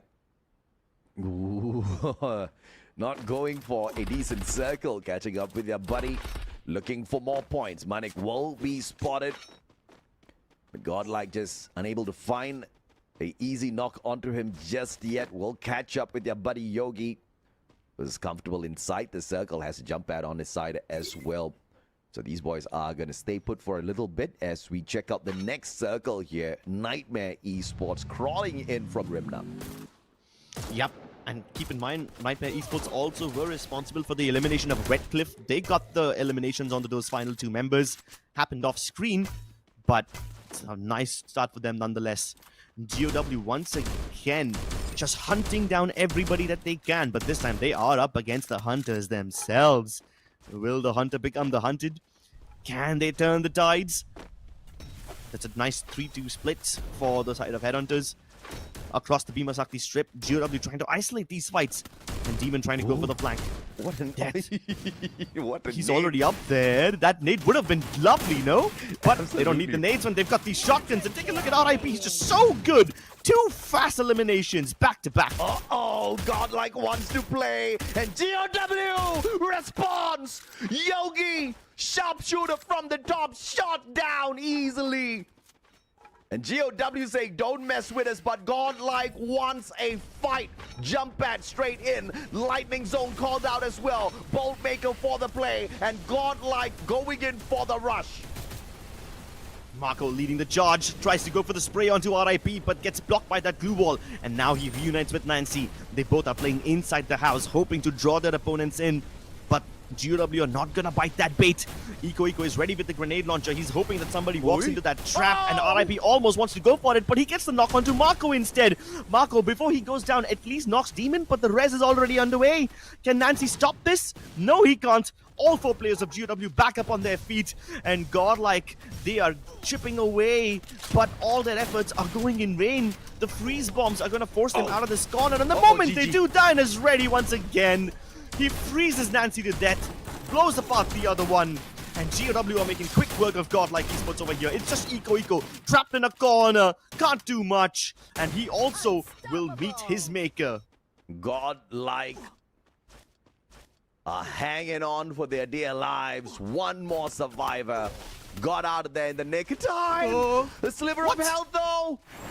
KAGENDRA? Yogi has to sit and meditate for the rest of this lobby as Godlike gets eliminated in 9th spot.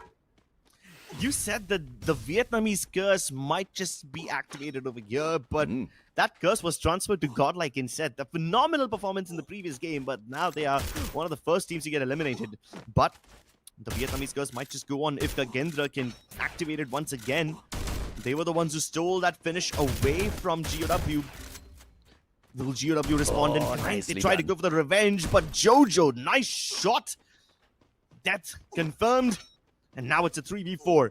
GOW, yeah, they're falling back down the hill. Yeah, they need to do me a favor and take GOW out, because GOW just took out my #1 prediction, which I'm not too happy about.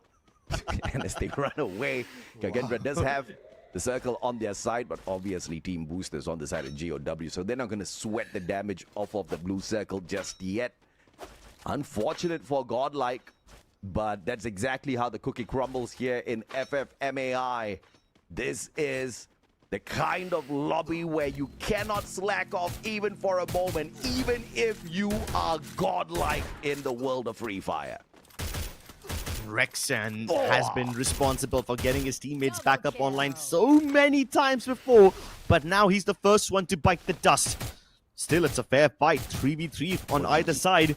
Dennison is gonna get pummeled with nades. Can he get away from there? Shannon is already trying to get away. He tries to get caught midair, but he leaves Dennison behind, who's gonna get targeted by every person on GOW. GG, man. I mean, GOW just ganking on him all at the same time. Deep freezes, lethals, everything tossed on his head, and on top of that, setting 2 players to finish the work. Headhunters, on the other hand, gonna get caught out here. Bumping into the Nightmare squad. Nightmare Esports looking for the knocks. Will find Arch first. Down on the ground, Headhunters just 2 eliminations so far. And the numbers from Nightmare, they pop up. And Marvel pops out. Nightmare Esports also have been having a nice little time over here. 9 eliminations to their name already. Surely it's not as dominant as what GOW are doing, but most of their frags were off screen, so we didn't exactly have the chance to look at what they've been doing. But for now, they control the western periphery of the circle really well. Meanwhile, back in Clock Tower, you've got KAGENDRA who are trying to move in, but they're being gate-kept by NG Pros. And G7 eliminations. And a pretty decent defensive spot to play around with here on this Clock Tower. As they look for that reposition, they have to be careful as Headhunters pull up right beside them here. Obviously, Headhunters will want a defensive spot for themselves. And NG understands that, making their way up to the top. And Manu, what a shot off of that VSK. Will find a Headhunter, drops him on the ground, and it will force the rest of the Headhunter squad to go in here for the pickup, which gives NG a little bit of extra time to breathe. Yeah, NG, they're not just breathing easily, they are breathing down the necks of their opponents. They can put so much pressure onto anyone else who's not in the zone already. So yeah, sure, Headhunters might have lost a member, but at least the remaining 3 members are already in the zone. They don't have to move in any further. They are more likely to face KAGENDRA before they, run into NG again. So yeah, NG can, for now, enjoy their position in this grey house and take pot shots at anyone who dares to peek out of their hiding holes. It's like they're playing a game of whack-a-mole. I'm sure they'd love to whack-a-mole, but this is chaos about to turn into pandemonium. As we approach the 14th minute mark, barely any bit of land out there to conquer. Most of the defensive spots have already been taken up, but 8 more teams are alive and kicking. That just basically means there's not enough room for all of these guys. Once we see that next circle, this is gonna turn really ugly. But Nightmare! Wow! Takla! No hair, no problem. He's got those nades. That was not a nade. That was a nuke. Single-handedly eliminating Nightmare Esports. That is a big one. I'm sure he said Kobe before he tossed it. Absolutely, man. Thanks to the chat for telling me Takla means baldy. Oi! Anubhav! Yep. Headshot. The end down on the ground, but easy pickup for GOW. All they need to do is call duck top 1. On the opposite side, NG looking to find GOW, who has the prime defensive spot in the next circle. They don't even need to move. They don't need to wiggle. All they need to do is aim and shoot. Yeah, they need to repel away the invaders, keep everybody who's trying to encroach into their territory the hell away from them. Lightning Zone activated. That's gonna put a spanner in the works for everyone who was vying for this compound. But GOW, while they are in the center and while they enjoy this lovely position, there is also a curse. They're gonna get targeted by everyone. Demon now trying to take on the entire squad of NG Pros by himself, but Cropsy puts up that UAV light. That should reinforce their glue walls just for a tiny bit, but the UAV is shot down, and now they have to traverse through this treacherous passage that preys upon the weak, and NG Pros are about to run into Headhunters on the other side of that staircase. Headhunters realize that that's the wrong trajectory. They changed their course. They changed their direction instantly. But that will not save them from GOW, who now have their hands full, and it's a shooting gallery. KAGENDRA, they are also trying to take pots out at NG Pros, but it's gonna turn into basically buffet stealing. Who's gonna get the final shot? Who's gonna get that elimination point? KAGENDRA lose their battle against Bangladesh top 1, but GOW continue pummeling them down. The nade from Takla once again. He is a monster with those grenades. No hair, no problem. My nades do the talking. What a bomber by Takla. And GOW still is going to be a pain in their backs, though. Manu down on the ground, but an easy pickup. Man has got the M79. So he's going to be crucial to be kept alive here in order to make sure GOW doesn't get out of control. Those nades need to come in strong. Top 1 on the other hand, one final survivor to keep him and the squad alive and kicking. Reflex, the one's on fire. 17 eliminations. Unbelievable run here for Reflex. Man, I know for a fact that GOW don't have Steffi Graffiti available, so in case Takla decides to toss a couple of nades in that house, GOW are done for. Reawake. Can he actually reawaken his fighting spirit? They're being chased by GOW, who will be forced to relinquish that house and come into the open, but Reflex are trying to beat them to the punch. They're trying to race into the center of the zone. NG Pros now have taken command of the high ground, and they look to repel away everybody who's trying to get in and encroach upon their territory. Will they be able to do so? Because they don't have the angles. Their opponents are right underneath them, and if they want to take shots at them, they will have to expose themselves to GOW as well. India, Bangladesh, Vietnam, who walks away with the booyah here on game 2. Bangladesh, Reflex looking really solid, and they hold on to a perfect spot here, taking away the line of sight off of the players on the side of NG. GOW perhaps could put them in a little bit of a pickle, But REFLEX not gonna look to get into this engagement up against GOW too early. But will GOW force that out with the rotation? We'll have to wait and see. NG still in a potential spot to cut off their rotation. That makes GOW second guess their maneuver. And they'll just wait for the circle to draw out their opponents. Riptide Rhythm gonna be... No, it's the Nero actually. Plushy sent out. Finds the marker on a couple of these GOW players as NG finally takes a step towards them.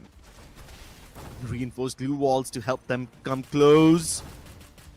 Cropsy and Anubhav need to strike together. Manu trying to provide overwatch from afar. But all these angles, they still can't find a clean way to take shots at GOW. Quickly just reparking his car there, Yan. Is making sure it doesn't get wet in the rain. Man just washed it. You know how it works, man. It only rains after you wash your car. Unfortunate, beautiful. Oh my god! Anubhav! Straight into enemy territory. Puts himself in harm's way. Anubhav hops on in. Corpse gets the knock. Turned out by Yan. And NG will put an end to GOW. But the numbers thin down. REFLEX gets a easy booyah off of that. Smart play by Bangladesh. Massive game by REFLEX. What a way to come back on day 2. They were struggling so much yesterday, but in the game number 1, they walk away with double-digit eliminations. And now in the second game itself, they walk away with a booyah. Is this the same team that we saw yesterday? They seem like they've been reinvigorated. Their spirits, they have been rekindled. What a way to change your approach. What a way to mount a comeback. Ooh, I mean, you can say that again, man. It was a fantastic play out of REFLEX yesterday. Like you said, wasn't too convincing. And we did mention that their engagements were looking slightly better than the placement points. They needed to find a way to get into deeper into these circles, and they did exactly that in this game. And not only did they show that they can play the game of survival, get deeper into these circles, but they were picking up some solid numbers on the way there. And I say that is bloody impressive. Bangladesh can definitely be proud of REFLEX and their performance in this matchup. I mean, 19 eliminations. My, oh my, what a game. What a game indeed. They were just a couple away from establishing that 20 bomb. That would have been ridiculously good as well. But this is still really, really impressive to go up against GOW and NG Pros. Not only handling your own team, but also timing your opponents when they are at their most vulnerable state. That shows how good their spatial awareness is. That shows they know exactly when to fight and when not to. They know when to tuck their tails away and hide. And they picked a lovely spot over there. All 4 of them just huddled up behind that tiny little corner, behind that little crate. And they pop out when their opponents are at their most vulnerable. Great performance by REFLEX United. Yesterday, REFLEX, they were a mid-card squad, sitting down somewhere around the mid part of the leaderboard overall. But obviously, it was a situation where Group A wasn't in play. That made them look pretty bad. But now with Group A in here, in the mix, REFLEX showing that they are not sleeping on the competition. They are here to rise up for sure. 31 solid points for a massive leap up the leaderboard. If they continue this, finding the qualifier into week 2, not going to be impossible. GOW showing that they do have the caliber to do that as well. A booyah in the previous game, getting deep into the circle in the second match and walking away with the second spot. 17 massive eliminations, just 2 less than REFLEX. GOW has to be proud as well. GOW spent the first half of the game just hunting down everybody towards that northern and eastern part of the map. They were going from Katulisutwa to the observatory area to graveyard, just hunting down anybody that they can find. And even in the end, they had that central position, which allowed them to get a lot of elimination points. In fact, they might have just eliminated NG Pros if it wasn't for the UAV lights that saved them. Headhunters also, to some extent, contributed to NG Pros staying alive because they drew away the attention of GW from NG Pros. So, kudos to Headhunters, but they only walk away with 8 points. But in doing so, they ended up becoming meat shields for NG Pros. KAGENDRA as well, 13 points for them. Still a pretty good game overall, which keeps them at the 3rd position in the overall standings. But GOW became the first team to cross that 50-point mark. I mean, yesterday Nepal made some noise. Today Bangladesh is making some noise. And Reflex sitting down between two Southeast Asian squads right now, GOW as well as KAGENDRA, GODLIKE Esports. You know, this game wasn't as massive, but of course it is a opportunity to play recovery on next Terra later on. But overall, we also need to look at the bottom side of the leaderboard, right? Some of these teams who are not waking up just yet. If they're in Group A, that's not really a huge issue. But for those in Group B, and yeah, I am looking at squads here like the Headhunters. They need to just wake up a little bit more. It's their final opportunity here today, Krebs. They have to pull in these points. Yeah, Headhunters definitely need to step up. 18 points isn't exactly bad, but they need a lot more if they want to build up a buffer and make sure that none of the teams tomorrow will overtake them and leave them behind. Rising Gods as well. But of course, before we go and continue on with that conversation, Reflex Takla, the man who had a mission, and his mission was to annihilate all of his opponents. He came across massive damage, 3,256, 7 eliminations, 7 assists. No doubt at all he was a valuable player there. With the A124, he got up close and personal with the Alvaro and Beaston. He made sure those grenades made contact. But Takla has hair. I've got a problem with this. I think he took that name too literally. He's got more hair than I have, even facial hair. Very impressive beard too. But here's the surprising part. I've never seen the grenade show up as the primary weapon. Like, even if a person is an amazing grenadier, he gets a squad wipe with a grenade, there's still an actual weapon, an actual gun that shows up as their primary weapon. It's been a while since I've seen just a grenade, just a throwable utility show up as their primary thing. Yes, sure, he's got the Alvaro and the Beast and equip. He's supposed to be the designated grenadier of the team, but I didn't think it would overshadow his gunplay. And no chrono this time round, no time turner. Cassie gets pulled in here. They had the electrotherapy working, charging up Tassin in many of those situations. You saw the Valiant dash working perfectly for him. The numbers of the eliminations we'll have to obviously focus on a little bit later on as well. Tassin wants to be seen out there, but the numbers that he's bringing to the squad needs to be amped up as well. And 8 eliminations, he serves up hot. Not too much on the damage, but the man is absolutely clean on those executions. Yeah, those hot potatoes that he was lobbing right underneath the opponent's feet, they led to some massive amount of destruction. Crazy performance from Takla. I mean, I just wish we saw those grenades for real instead of just reading them in the elimination feed. I'm sure they would have been a truly spectacular sight to witness. But also kudos to Tassin, because he was doing really well over here. Those close range battles, he was able to juggle multiple opponents, make sure that he isolates those gunfights by navigating between those maze of glue walls. So great performance by him as well. Yeah, no doubt at all. We do expect them to go crazy in the competition. And this is that opportunity for them to show everyone exactly what Bangladesh is made of in the world of Free Fire. We've been hearing a lot of noise. We just haven't been seeing it in perfect application. And there's been a lot of questions, right? In the chat on YouTube, everybody's constantly questioning, why does Bangladesh have so many fans? Well, if they continue playing like this, we understand exactly why and how they got there. Exactly. And it's not just the fact that you are playing well, it's the fact that you weren't playing well yesterday and you made up for it today. Yeah, fair that enough. Comeback story is much more impressive to look at than just seeing a team dominate right from the get-go. Yeah, absolutely, man. And of course, there is a opportunity for some of these teams who aren't really picking up a lot of points to climb up as well, right? We take a look at teams like GOAT Esports, OGxTSG. They are, at the moment, the bottom feeders. I wasn't expecting them. Even Bangladesh top 1 is currently at the bottom with just 13 points to their name. We need to see them step up in this next match. Definitely. The opportunities are running out for the teams of Group B. They have just 4 more games left. And definitely, Reflex United have basically propelled themselves out of danger. But all the other teams like Rising God, Redcliffe, Headhunters, they still need to step up. And given how dangerous next Terra can be, I think it's going to be the perfect chance for teams like Headhunters to take control of Intellect Center and make sure that they have a good start to this game at the very least. Although I am kind of concerned for Top 1 and Redcliffe.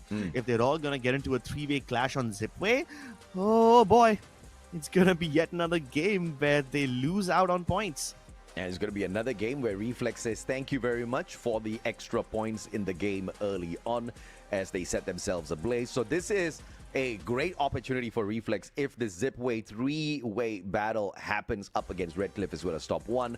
Rushdown as well has got NG dropping by. This is not going to look good for the squad if they keep this up, because in the grand scheme of things, NG showed up with a lot of promise, but I don't think they are throwing in those eliminations enough to climb the leaderboard in a solid way just yet. They are one of the bottom feeders as of this point of time. We need to see them step it up here. Yep, and Next Terra is actually a very difficult place to step it up, because the way these teams play Next Terra, at least the way these Indian teams play Next Terra, they go for a scorched earth approach. If they don't get the compound of their choice, they make sure nobody else gets it. Oh, yeah. So I am really happy with how they've adapted their entire playstyle. I'm sure a lot of these teams must have been watching the Free Fire World Series as well, and they've figured out how to work around the Next Terra map. And it used to be a problem for a lot of these teams, but they have improved quite a lot. Just month on month, we're seeing that level go up. So I want to see what they have in store for us today. Well, what's in store for us for now is the predictions that we have thrown onto the board here, Crips. Let's take a look and see who you think is going to be walking away with the booyah. KAGENDRA, GOW, totally understand. Nonstop has been waking up as well. I think they represent India in a massive way. I, on the other hand, am looking forward to the awakening of the GOATs, all right? Because so far, the whole lobby has been enjoying a pretty decent biryani courtesy of the GOATs, but it is time the GOATs turned into a monster on their own, because clawing themselves out of the very bottom, I guess they could wait like Reflex for day 2, but I would prefer not to see that for them. Honestly, I can't take much pride in my predictions. I've gone for very safe picks. KAGENDRA, GW, I know that they have massive amounts of firepower. They could do well in any map. Yeah. I have picked up Nonstop for the same reason as well, but also because the same reason I mentioned in Bermuda, if Nonstop don't get the compound of their choice, they make sure nobody else gets it. They use the same logic over here in Next Terra as well. It's the same mentality. That's why I've picked them up.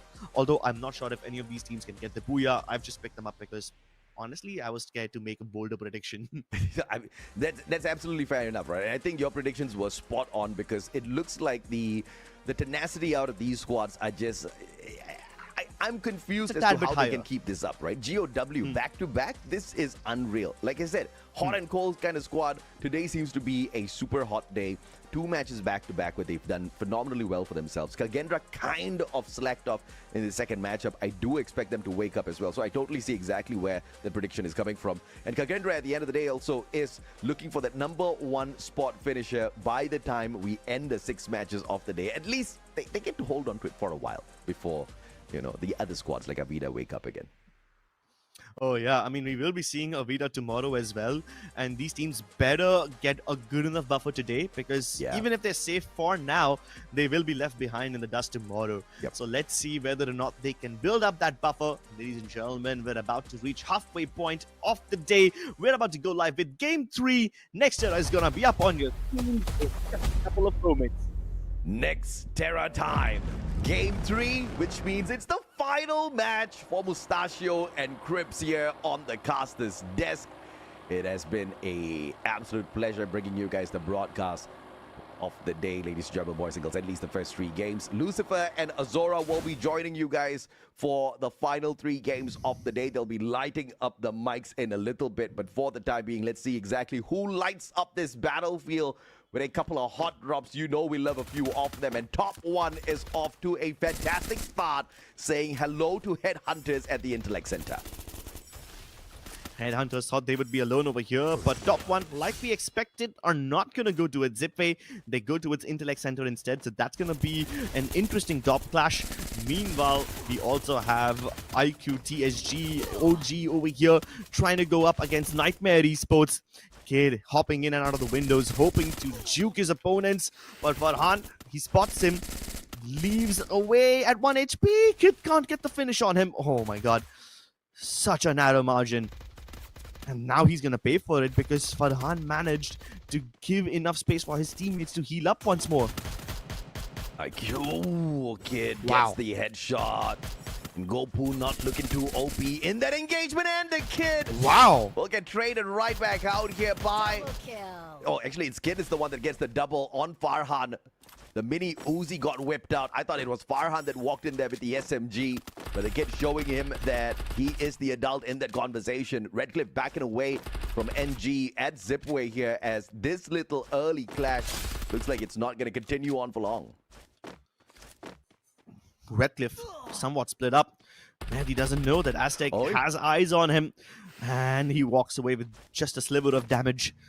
That's another opportunity for Mehdi to make this comeback. Will he be able to win that duel? We will never know. Nope, he doesn't. Aztec gets the better of him. Meanwhile, Hitman is playing Duck Hunt. He's shooting down targets from the sky. And he seems to be quite the sharpshooter. Gets an extra duck. I hope he has a beagle to retrieve that for him, because that's quite a distance away. 4 eliminations. IQOO on the other hand, with just 3 on their side. Looking for the numbers of the Nightmare squad. And Nightmare Esports just waiting for the backup off of their revived squad members.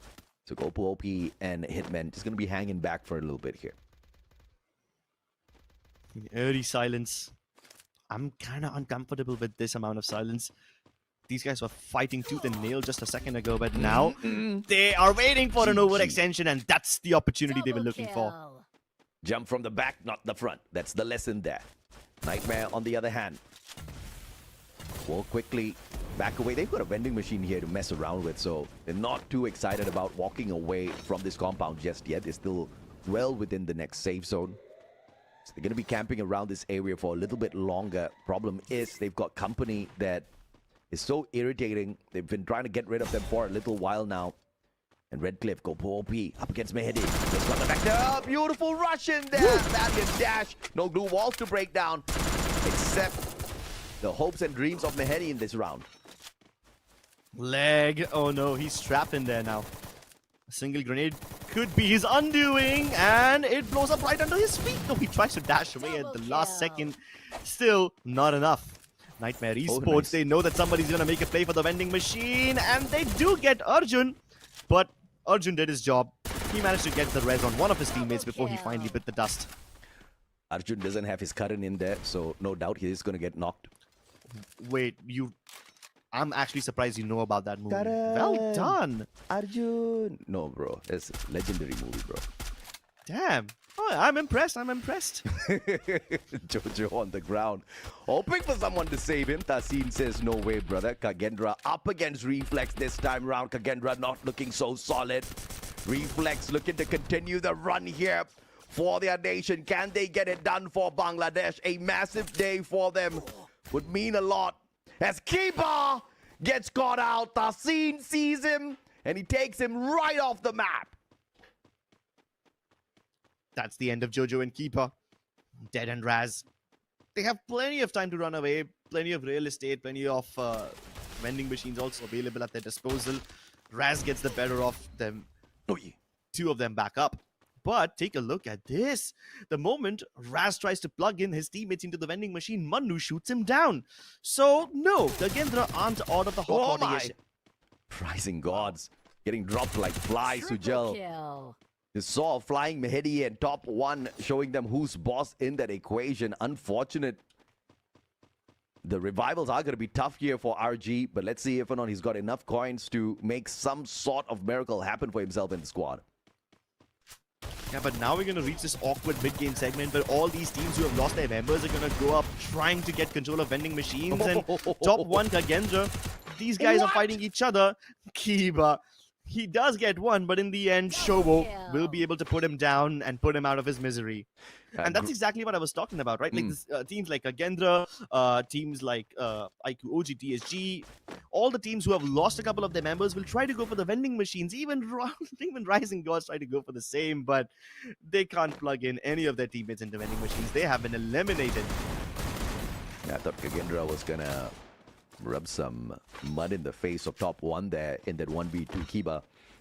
Amazing play with the in and out of the time turner, but of course the game of numbers catching up with him. Showo finding that knock. Shotgun not going to miss in a situation like that. GODLIKE on the other hand, 7 eliminations strong. Looking for the next circle, and so far as we approach the 7-minute mark, only one team has gotten taken out of the equation, and that is a squad from Nepal, Rising Gods. In fact, the only Nepali squad that we've got in this A-B combination today. That's rather unfortunate. Hopefully they can live up to what GB did yesterday. Meanwhile, as the circle continues to shrink, GODLIKE Esports go towards the boxing ring. NG Pros are already present over here, so are GOAT but they're just taking pot shots at each other from a distance. Nobody ready to go in for the full send just yet. Even IQOO lock horns from distance. Chris gets the knock onto Takla. Nitla trades him out. But again, these are just long-range pot shots. I want to see if they actually go in for the full commitment. Oh, I speak about full commitment, and GODLIKE Esports are actually knocking on the doors. And they want to hunt down the remaining members of NG Pros. Cropsy already out. They're now chasing Anubhav and Aztec, who have separated from each other. They're going in two different directions. Yogi with the AWM could bring a instant shutdown. An end to Aztec's run here. Double tag, triple tag. Nancy getting the job done with a Winchester from up top. Yogi looking through the crosshairs of that AWM. But as Mitla on the side of Reflex goes in for a triple revive. Full squad back in here now. Reflex needs to hope and pray they don't get shot out of the air. GODLIKE on the other hand now on a hunt looking for KAGENDRA. Ref, what a tag by Yogi. But the turnaround is there. Dead finds the connection. Yogi down on the ground, eliminated from the equation. Now GODLIKE has to rethink their position here. Dinocular scans out three players, the fourth one about to join them as well, and GODLIKE wants to commit. GODLIKE, their commitment looking sharp as ever.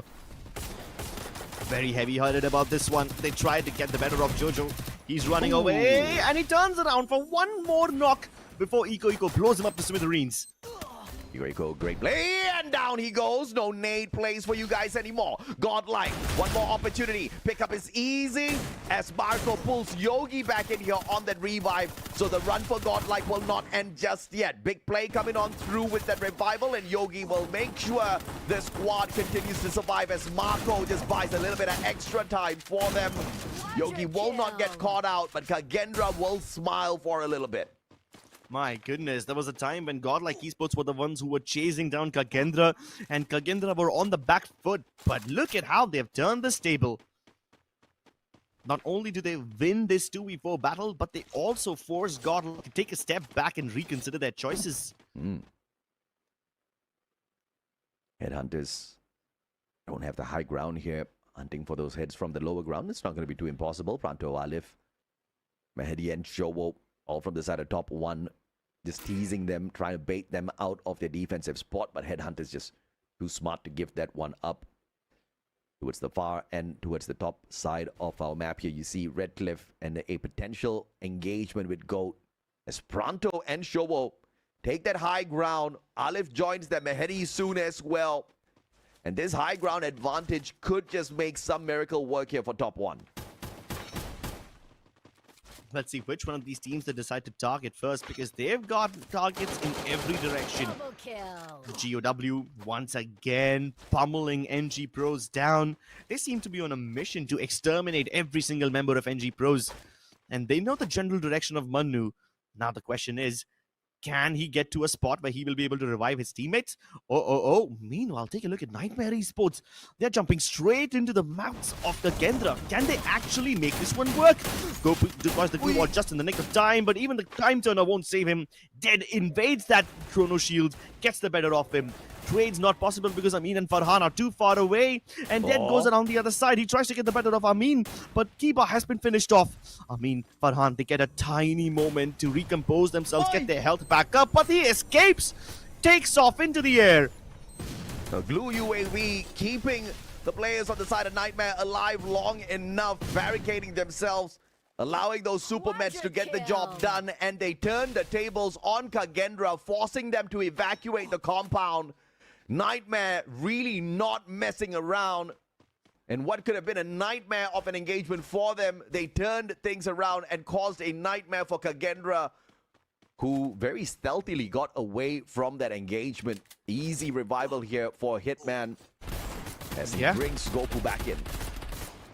And KAGENDRA have been doing that all day against GODLIKE, against Nightmare Esports. They somehow managed to escape with at least a couple of members.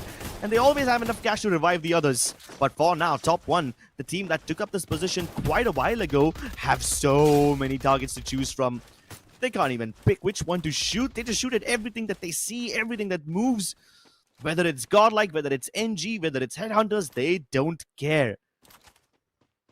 VSK in the hand of a goat. You know that is potential comedy or disaster. Let's see if Norexan will make sure it's a disaster for his opponents. But unfortunately for the time being, goats just don't have a great line of sight just yet. Redcliffe, team members keeping themselves safely hidden away. Top 1 could be a great disaster here for Manik if it's not too careful with that high ground advantage. A headshot off of these players wouldn't be too impossible, which makes top 1 a really smart team for taking this position early on. But of course, it's fairly dangerous as well because all around them, 360, they need to keep an eye out for any backstabbers, which is going to be pretty distracting overall. Take a look at the circle. Once again, shifting in. Unfortunately, they've shared this compound with GODLIKE Esports. One on the bottom. They're good roommates with each other. But not KAGENDRA and Nightmare can make it out of this one. Outside of the lightning zone, KAGENDRA circling on in. A great shot from IQOO from up top. Amin down on the ground, Farhan!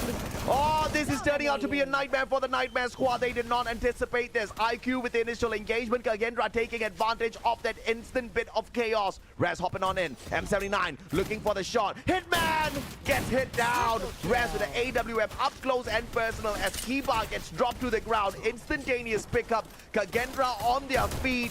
But for how long this circle is going to pressure them in a little bit. Headhunters now have only one direction to focus in. There's nobody behind them, so they can focus all their attention on KAGENDRA. Marvel lands a lovely shot with the Winchester. That's one more player of KAGENDRA down, but they've got the opportunity to revive themselves if the zone doesn't push them away. Meanwhile, they've got Nightmare behind them, so KAGENDRA don't know that there's one more threat lurking in the shadows. And by the time they realize it might just be too late because Amin is tossing nades in there. IQOO Orangutan. This is the moment that they've been waiting for. They've got so many targets to choose from. They can gatekeep both KAGENDRA as well as Nightmare Esports. Meanwhile, Headhunters, take a look at Kunal. Double elimination for him. He wipes out Redcliffe. This is gonna be the best boxing match you guys ever watch. It's a slugfest for sure. Approaching the 15th minute, 9 more squads alive, and GOW try to make it 8.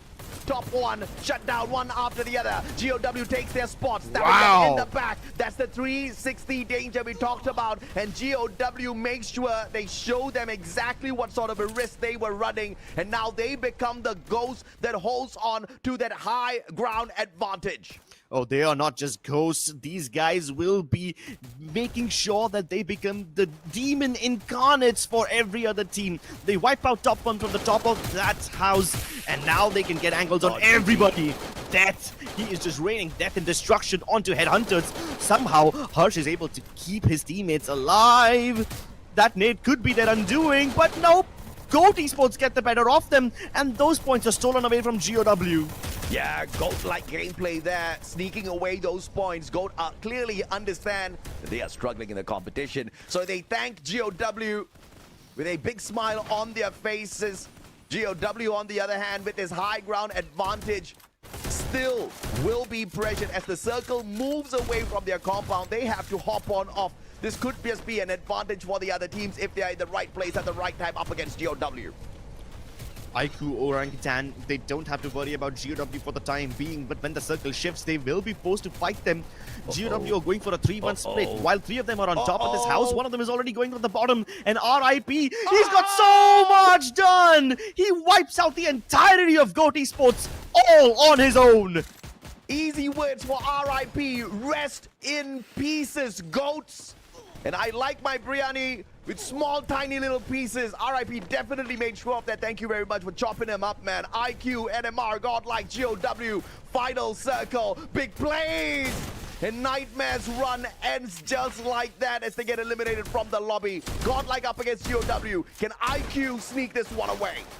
IQOO have to just hold on to their horses and strike at the right time. GOW going around the right hand side. They get the better of leg. Even Kid falls to his knees. Twist tries to go for a fast revive, but Dayan with that launcher, he destroys Godlike Esports. Arjun will be hunted down. Demon and RIP chasing them down to the ends of the earth, and GOW with yet another booyah.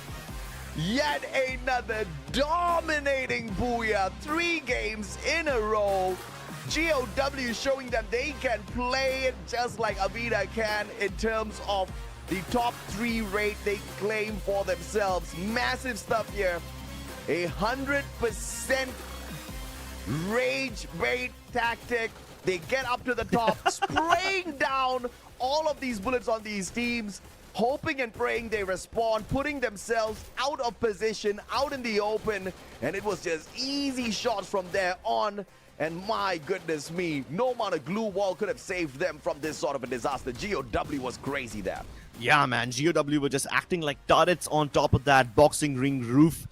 The fact that they managed to eliminate top 1 from that spot and take it for themselves gave them all the access to all the opponents that they could have ever asked for. And then they just rained death and destruction from above. 22 eliminations.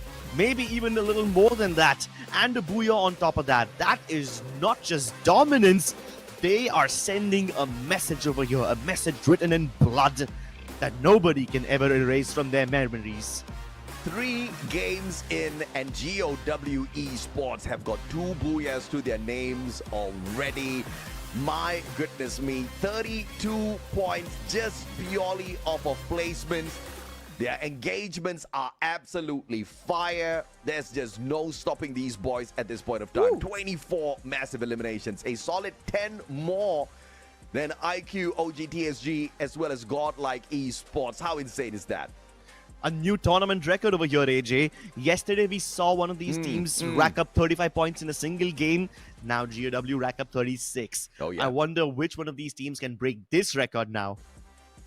I mean, this is the kind of problem that is amazing for these teams to kind of face out there as well, right? This is an opportunity to break records that they took like champs. Yesterday, the most number of eliminations together with a booyah that we did manage to see was, if I'm not mistaken, 21. So that just makes this booyah so much more brilliant. Yep. Good on GOW for pulling this off. Yep. And they keep on pulling it off again and again and again. It seems like just simply nobody can stop them. What a ridiculous amount of dominance. Death, this time with an AWM, he was on top providing overwatch for his teammates. And because he's dishing out so much damage, GW feel comfortable abandoning their high ground spot and rushing down the remaining stragglers on the ground. 5 eliminations, 10 assists in total. Obviously, the plushie was doing a lot of damage. A lot of chaos erupted just purely because of that plushie. And if that one fails, if that's on cooldown, he's got the Moko to mark them up. He's got the Maro to just make his sniping capabilities just so much more lethal. And that AWM was just merciless in those engagements. Crazy stuff out of the squad of GOW overall. But for sure, Death cannot be the player with the most number of eliminations here. Let's take a look at the team stats as well. Chrono, Nero, Oscar, A124 for the deadly combo as they hit their second booyah of the day. Sheesh. I mean, it's not just the amount of eliminations that shake me to my core. He had 5,700 damage. Yeah. That is an insane number. That is the kind of number that some teams struggle to achieve with all their players combined. And he just pulled it off all by himself. And also because he wasn't actually getting a lot of eliminations, right? He was just, I think we saw multiple times with the Winchester just at the window. He was just going up, tum, tum, tum, tum. He was finding all of those engagements. He was finding all of those connections, but none of them actually turned into a knock or an elimination. In the grand scheme of things, he walked away with just a little bit of a flashier card, right? 7 eliminations, 7 knockout for the side of RIP, 4 eliminations, 4 knockout on the side of Dian, 8 eliminations, 8 knockouts for the side of Demon. Assists are massive overall. Look at the whole squad, 11, 10, 8, 13. How do you even do that? I simply cannot believe this anymore. What are these numbers? It's not just the number of assists, it's the disparity between these numbers. Like on one hand, you've got RIP, almost the most eliminations, 7, and then you got Demon with like 8 eliminations, decent enough damage from both of them, and then you got Death, who's just basically making things so much easier for his teammates by shooting them all from afar. 5,700 is absolutely insane. And of course, Diane as well, the grenadier of the squad, M79 for those plays. I mean, they were on fire. There was just nothing wrong about their gameplay at all, GOW. They had a comfortable defensive spot in the final circle as well, and they made Magic work for themselves, right? Top 1, they were on the roof, and they knew what sort of a dangerous vantage point that is, but it's all about the timing, which Top 1 got totally wrong. GOW chose the movement of that circle, timed perfectly with their jump pad maneuver up onto the roof, backstab, wipes out Top 1, and then becomes the high ground dominators. I think the timing was just way too good, and the timing to jump off of the roof as well was played perfectly by them. Yeah, that timing is everything, because anyone can identify the most heated spot in the entire lobby. Anyone can figure out that the roof of that boxing ring is going to be the spot to hold. But if you go there too early, everybody will focus on you. If you go there too late, you're going to miss that opportunity, and GOW timed it perfectly. Yeah, absolutely, man. And GOW with that perfectly timed shot as well as maneuver, it obviously got them that second booyah of the day. But is this going to be the end? Because Crips, we still have got 3 more games to go, my friend. Yep, we have reached almost the halfway point of the day. For groups of Team A, this has been a decent start so far. But for the teams of Group B, this is going to be the final stretch. This is going to be the one where you have to go all out or you go home. Who's going to make it into the top 10?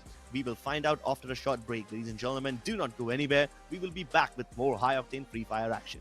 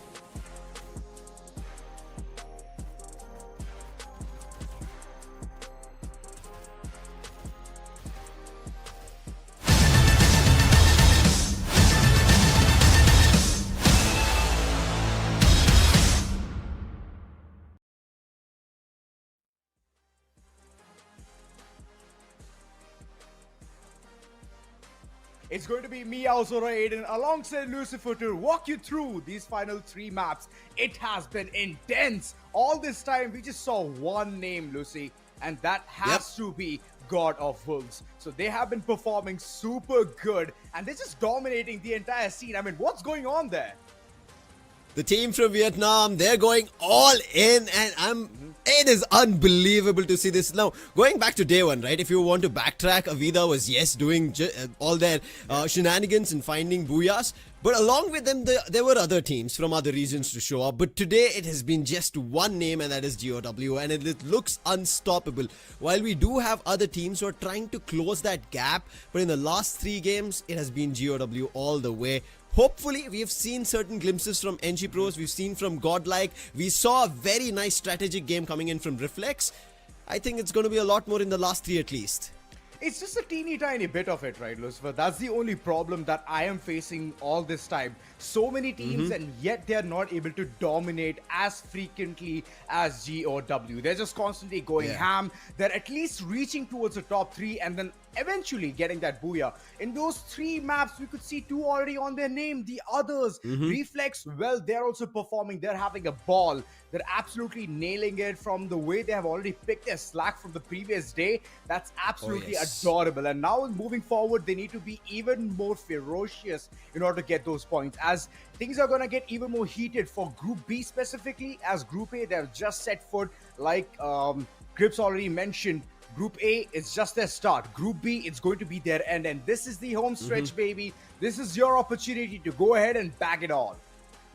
I 100% agree. I think Group B have to now understand that, yes, the heat is turning up, right? Today is going to be their last day, and they have to understand if they're not in the top 10, they will not make it to the BR finals. That's not something that we would want to see. I know it is getting tough, but I think just like how Reflex turned today, I think they sat in the driver's seat. I don't know what was happening yesterday. They were just with around 36 points. The amount of points they've picked up today, oh my god, that's unbelievable. But I think along with them, we were just talking, right, about Nightmare as well. The first 2 games, okay, but as soon as we took their name in that 3rd game, even Nightmare started picking up points. They pushed KAGENDRA away. I was like, wow. That was lovely. And I think if that is going to happen here, that tells you how the Group B teams within themselves are trying to figure out that they have to stay in the top 10. They're slowly but surely emerging forward. I mean, that's the kind of confidence that most of the teams are still lacking down. And Nightmare, they're just coming out of their shell. They're just not at all walking on eggshells anymore. They're eventually having the explosive stance. Imagine pushing away KAGENDRA. That itself is a tough fleet, as they were dominating in the previous day. And today as well, they're having a very nice, well-rounded performance. They're even going in for those eliminations. They're even getting those position advantages as well. In the first game itself, they at least ended up being 3rd. So that gives them like 8 positional advantage alongside the amount of eliminations that they secured. That itself is a really good cherry on the top situation. And moving forward, I'm just hoping that the other teams who we haven't taken the name yet, they can also go ahead and showcase what they're made of. There's a lot of expectations from them. There's a lot of hope from all of the regions. And now moving forward, let's just see how and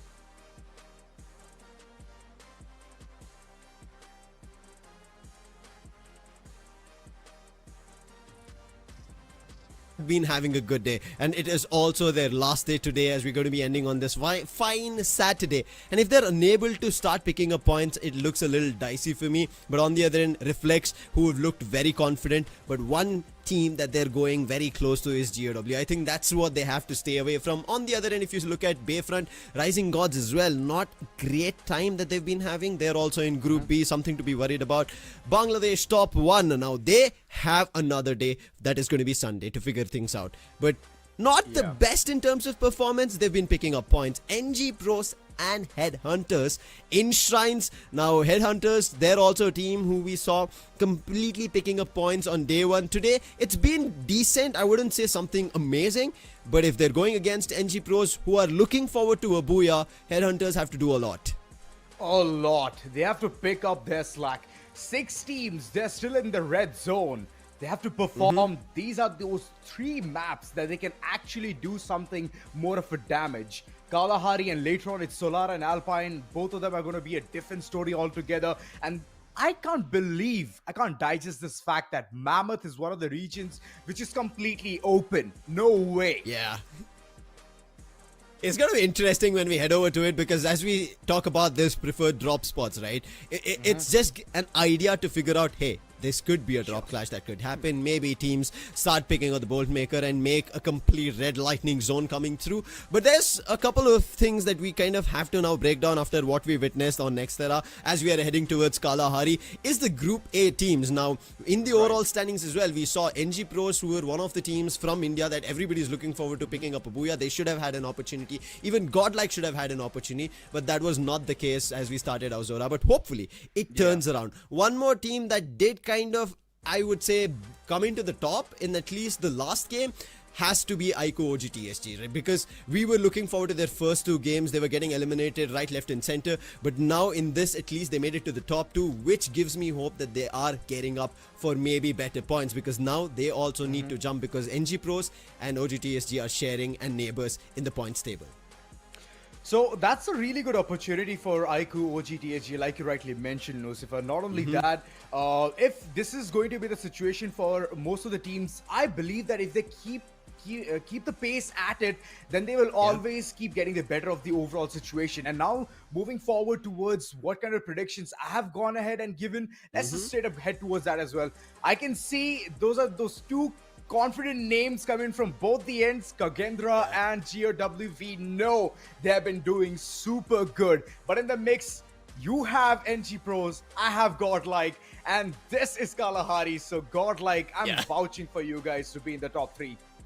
Yeah, same here. I think NG Pros, that is the same reason I'm kind of banking on them. They've done this here on Kalahari. They can do it once again. It's just that I think this Fire MAX Asia Invitational lobby that they're trying to figure out, the team slowly getting closer. But I think KAGENDRA, as the opener yesterday, they've already gotten a booyah on Kalahari. It shouldn't be much of a trouble. That is the reason I have their name. And I think GOW, I think everybody looking on the stream, in the chat, everybody knows at this point, if you don't have GOW in your top 3, it doesn't make sense. They are outrageously too good from Southeast Asia, and they are right now ruling the A versus B groups fight.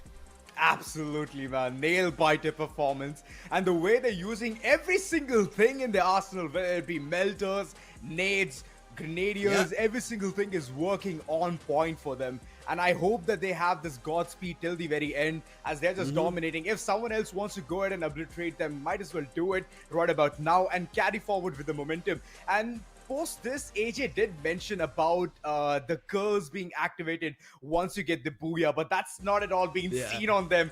Not a single face being so squinted up that, you know what's going on? I'm not understanding. Not at all. They're so cool, calm, and collected, and they're just constantly getting those booyahs. So that's a really good sight. And now moving forward towards Kalahari, this is going to be epic.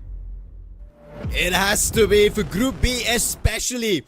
We've reached the halfway mark, and today the next 3 games matter. Every single point that you pick up, and you have to start making a mark. Same goes for NG Pros. If they want to climb the ladder, get towards the top 10. Right now, they are, yes, a little dwindled down in the overall standings. But hopefully, this game changes things. A lot more confident on the map. But look at Nightmare already against top 1. There is already a drop clash where Alif, he's got in another direction, closer to making sure he's going to save his team in case already the knocks happen, and they are. Shovo is down. It's only up to Planto, and he's also been spotted. That is going to be another elimination grabbed, and at the sub, he will finally bring back his teammates, and the Mammoth that we spoke about eventually becomes a barnyard or a boneyard for none other than Bangladesh top 1 to start things off. You know, there's one problem though. The last person has somehow weaseled his way through. So all the hope is on him, and he is very close to this area, the sub. And once he gets notified or he's noticed by the opponents, then the entire team goes down. This team needs to perform. I do understand it's just day 1 for them, but somehow you've already gotten the read of what the entire crew looks like. But this is a different fight altogether. Headhunters, it's their final day to showcase what they're made of, and I don't think so. They're having a really good ball. Eventually, those shots are connecting, and with that, Nancy has already been taken care of. Yet another frag. Wait a second, Marco. Why are you giving freebies to Headhunters? Now, when Godlike thought that Refinery is going to be free and Headhunters, who were supposed to go in the other direction, fight with NG Pros, they decided I think Refinery should be an option, and that opening option is really good. Now, 4 eliminations, Godlike did pick up in their name. As you can see in Elimination Leader, Nancy has 2, but after that it's changed towards Kunal as well. He has 2. He is the newest addition in the team, and it seems like it's working out for Headhunters, as we did say. Today is going to be crucial of how Headhunters finalize their next 3 games. So far for Godlike, they should have had an opening booyah itself. From there on, I can still see that now Godlike are trying to figure out what is the best approach to get back towards winning ways, to get their booyah at least on here. Day 1 in terms of their performance, day 2 as an overall for FFMAI. Alright. KAGENDRA. They've already marked their next targets, but the target is on their back as Yogi, he's been disrupted from being in that meditating state, and all of a sudden, he is here to go ahead and grab those points. But there's a quick revival being instigated already. Dead. Jojo, they're dropping down. And if they drop down like flies, then Nightmare, they will have a really good ball. But Hitman on the other end, he's been shot constantly, paraded as Raz. He's just rushing forward in order to get that 1 point. And if he secures this one, the Nightmare will have a very bad opportunity for them to at least shine against KAGENDRA. And that's what's happening. In order to confirm, there's another player right in front. And wait a second, Raz, he got a bit greedy. He needed the support from the entire team, and that support is not yet arrived. I mean, he's right on top and dead. He might soon turn dead. What's happening to KAGENDRA here? This is not what we thought, but I really like how Hitman played over there. He prolonged that fight and made sure all the players who would now regroup towards him will eventually find an opportunity to take down Raz, and that did happen. But it seems like KAGENDRA, after almost losing 2 and looking forward to maybe losing a lot more, they decided it's time to back off, not keep that fight ongoing at Mammoth. Still, Dead is close by because he thought he could already find a way to win or fight. So right now he's trying to buy some time. Chrono activated. Gopo finally spots him. Glue walls all across. Does he survive? There's too many members around. He still finds nothing. I thought maybe there could have been a knock, but it's still going to be Nightmare. And they are raking up eliminations one after another. And this Mammoth has been their Mammoth land for eliminations at a total of 8 now. Absolute giants. Sitting at the 3rd spot, 127 points already attained. And that's really good coming in from their end. The way they've already showcased day 1 performance, they were very aggressive, but they were not that lethal. And now they're just providing those points and initiating towards a really good end. IQOO-TSG, they themselves have just initiated from the previous game, and they would love to keep the momentum in their pocket unless RG Rising Gods just go ahead and stomp on them, which I believe the case is looking that bit lesser than usual. Rising Gods, they don't have a lot of points. They are banking on their elimination edge. They should pick up points here. But are they going to be safe and sound? No, because there's another team that's going to be NG Pros.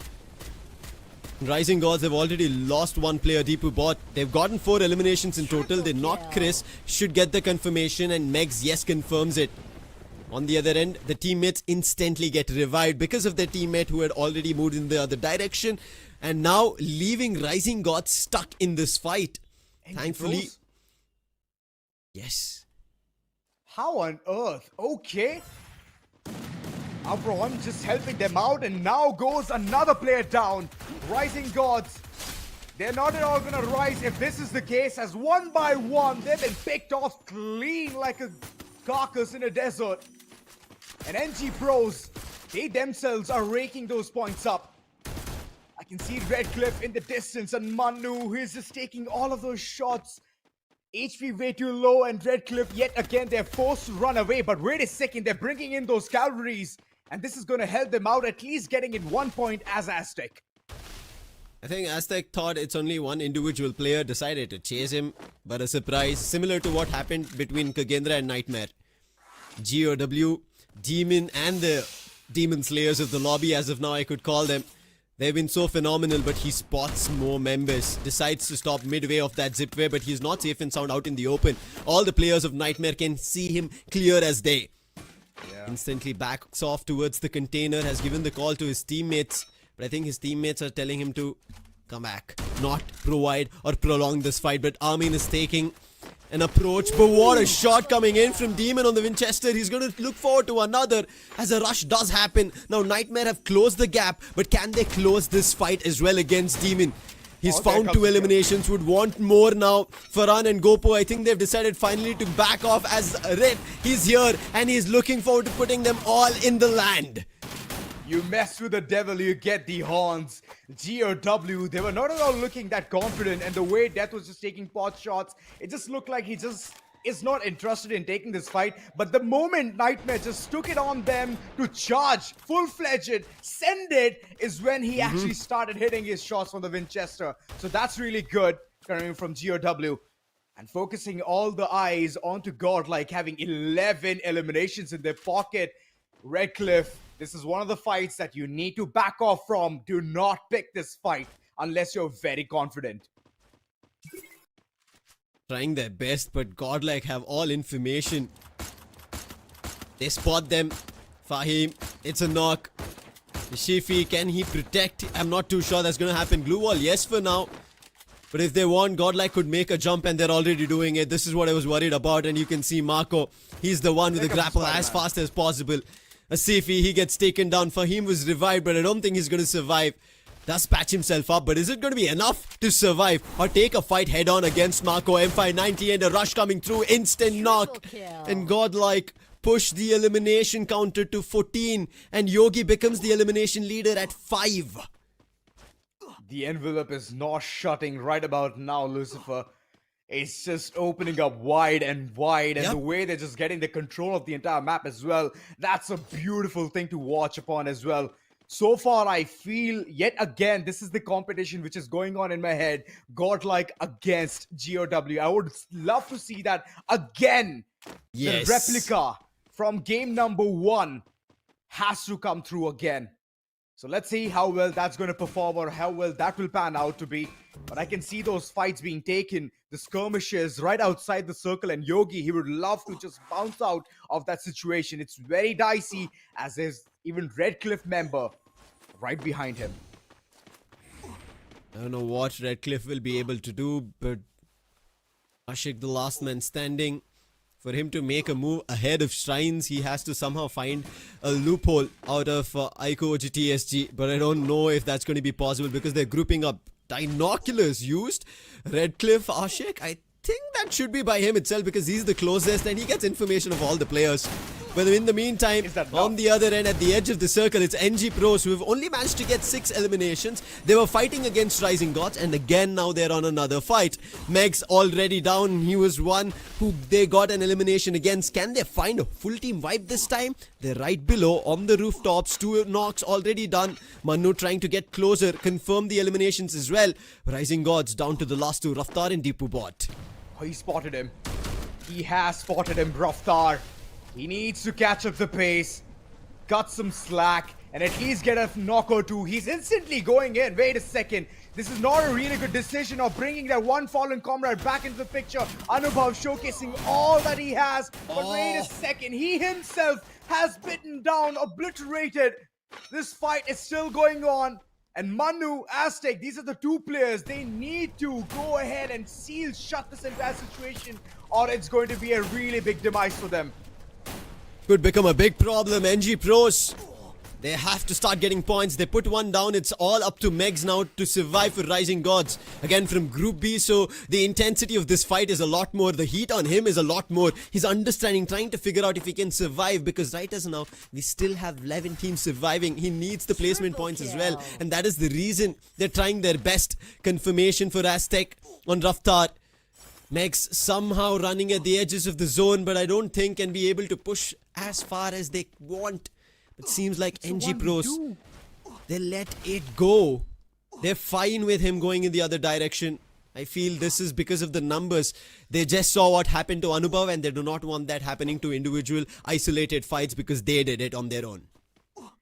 That was the last man standing. Rising Gods are on the brink of being extinct in the map of Kalahari. And NG giving them the room, the space to breathe is going to be a big mistake. But let's see how well that pans out as well. Nightmare, they're at the smack center, and the others slowly making their way through Headhunters. They already have claimed a really good territory, and multiple teams have to go through that checkpost, which is going to be so problematic as this team is already shining so bright. GODLIKE, they are just continuing with what they can do best, getting eliminations. 15 is what they have, and KAGENDRA, they're still sitting at 4. It's not a good sight for them as multiple teams are taking some shots. Jojo, the last man standing for this entire team. What can he do? He is the torchbearer now. And him being a sniper as well gives them the distance, but that distance will not let them go that far. KAGENDRA not much to be worried out of day 2 because they've raked up points. They're sitting at the top of the table, but they have to make sure they're in the top 10. It's about moving towards the next week.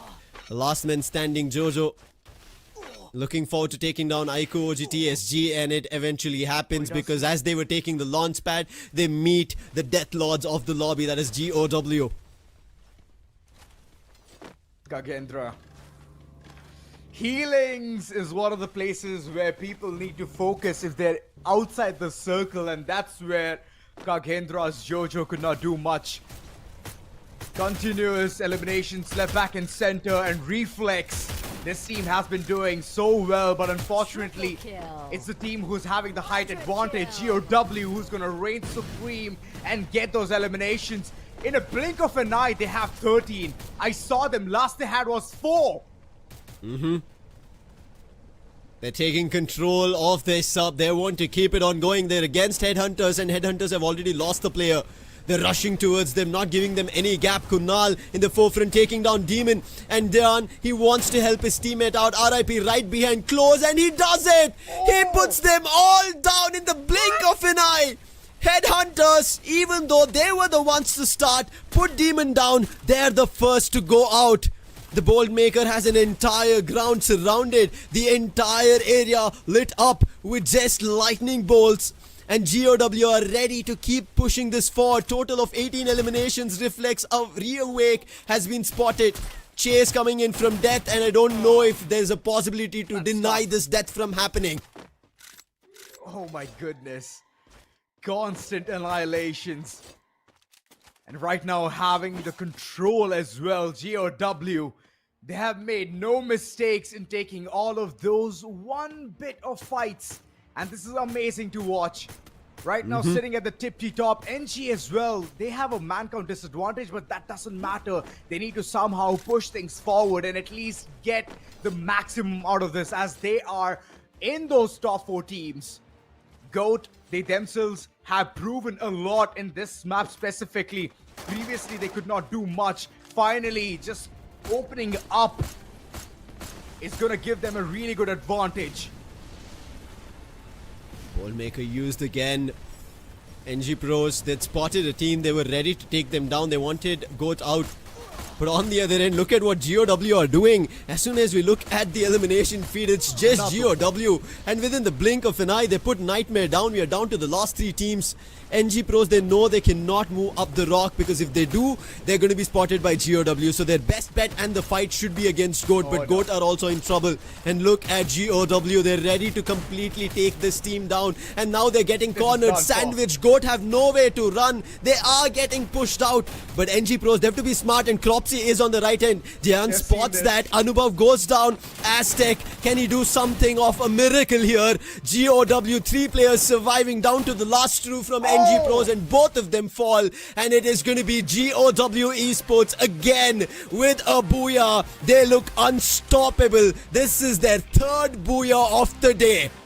Exactly. My oh my, God of Wolf. It was written all over there. The way they just spun those needles. And at the end, that web just contained NG Pros yet again. This team is unstoppable. 3 booyahs already for today. Azura, believe me, they had my hearts pounding. And I don't know where these guys are heading towards it. This feels like the finale they're fighting for. This feels like they're fighting for the Asia Invitational Championship right here. And I think it goes towards their history that they want to get back to being the top performing team again. Want those podium finishes, and now they're scaring the lobby. This looks insane. The way this team has been playing, and they have surmounted close to 20 eliminations here in Free Fire Max Asia Invitational.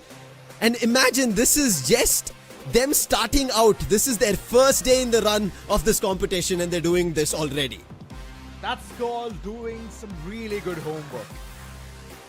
They understood the assignment, they sat, they watched the entire ward, they knew which team does what exactly, except for the ones who were coming alongside them. That was a surprise, but the adaptability, the macros, the adjustments, every single thing is on point for GOW Esports. They are playing some top-notch Free Fire Max. And this is the way you secure the second booyah back-to-back. And the first one was in the first very map. 41 total points! Okay, they have raked up so much points that this is the highest that we have seen in 2 days combined. I'm pretty sure both AJ as well as Crips, who are right now watching, they were just talking about it. Can anybody beat the total of 36 in terms of total points?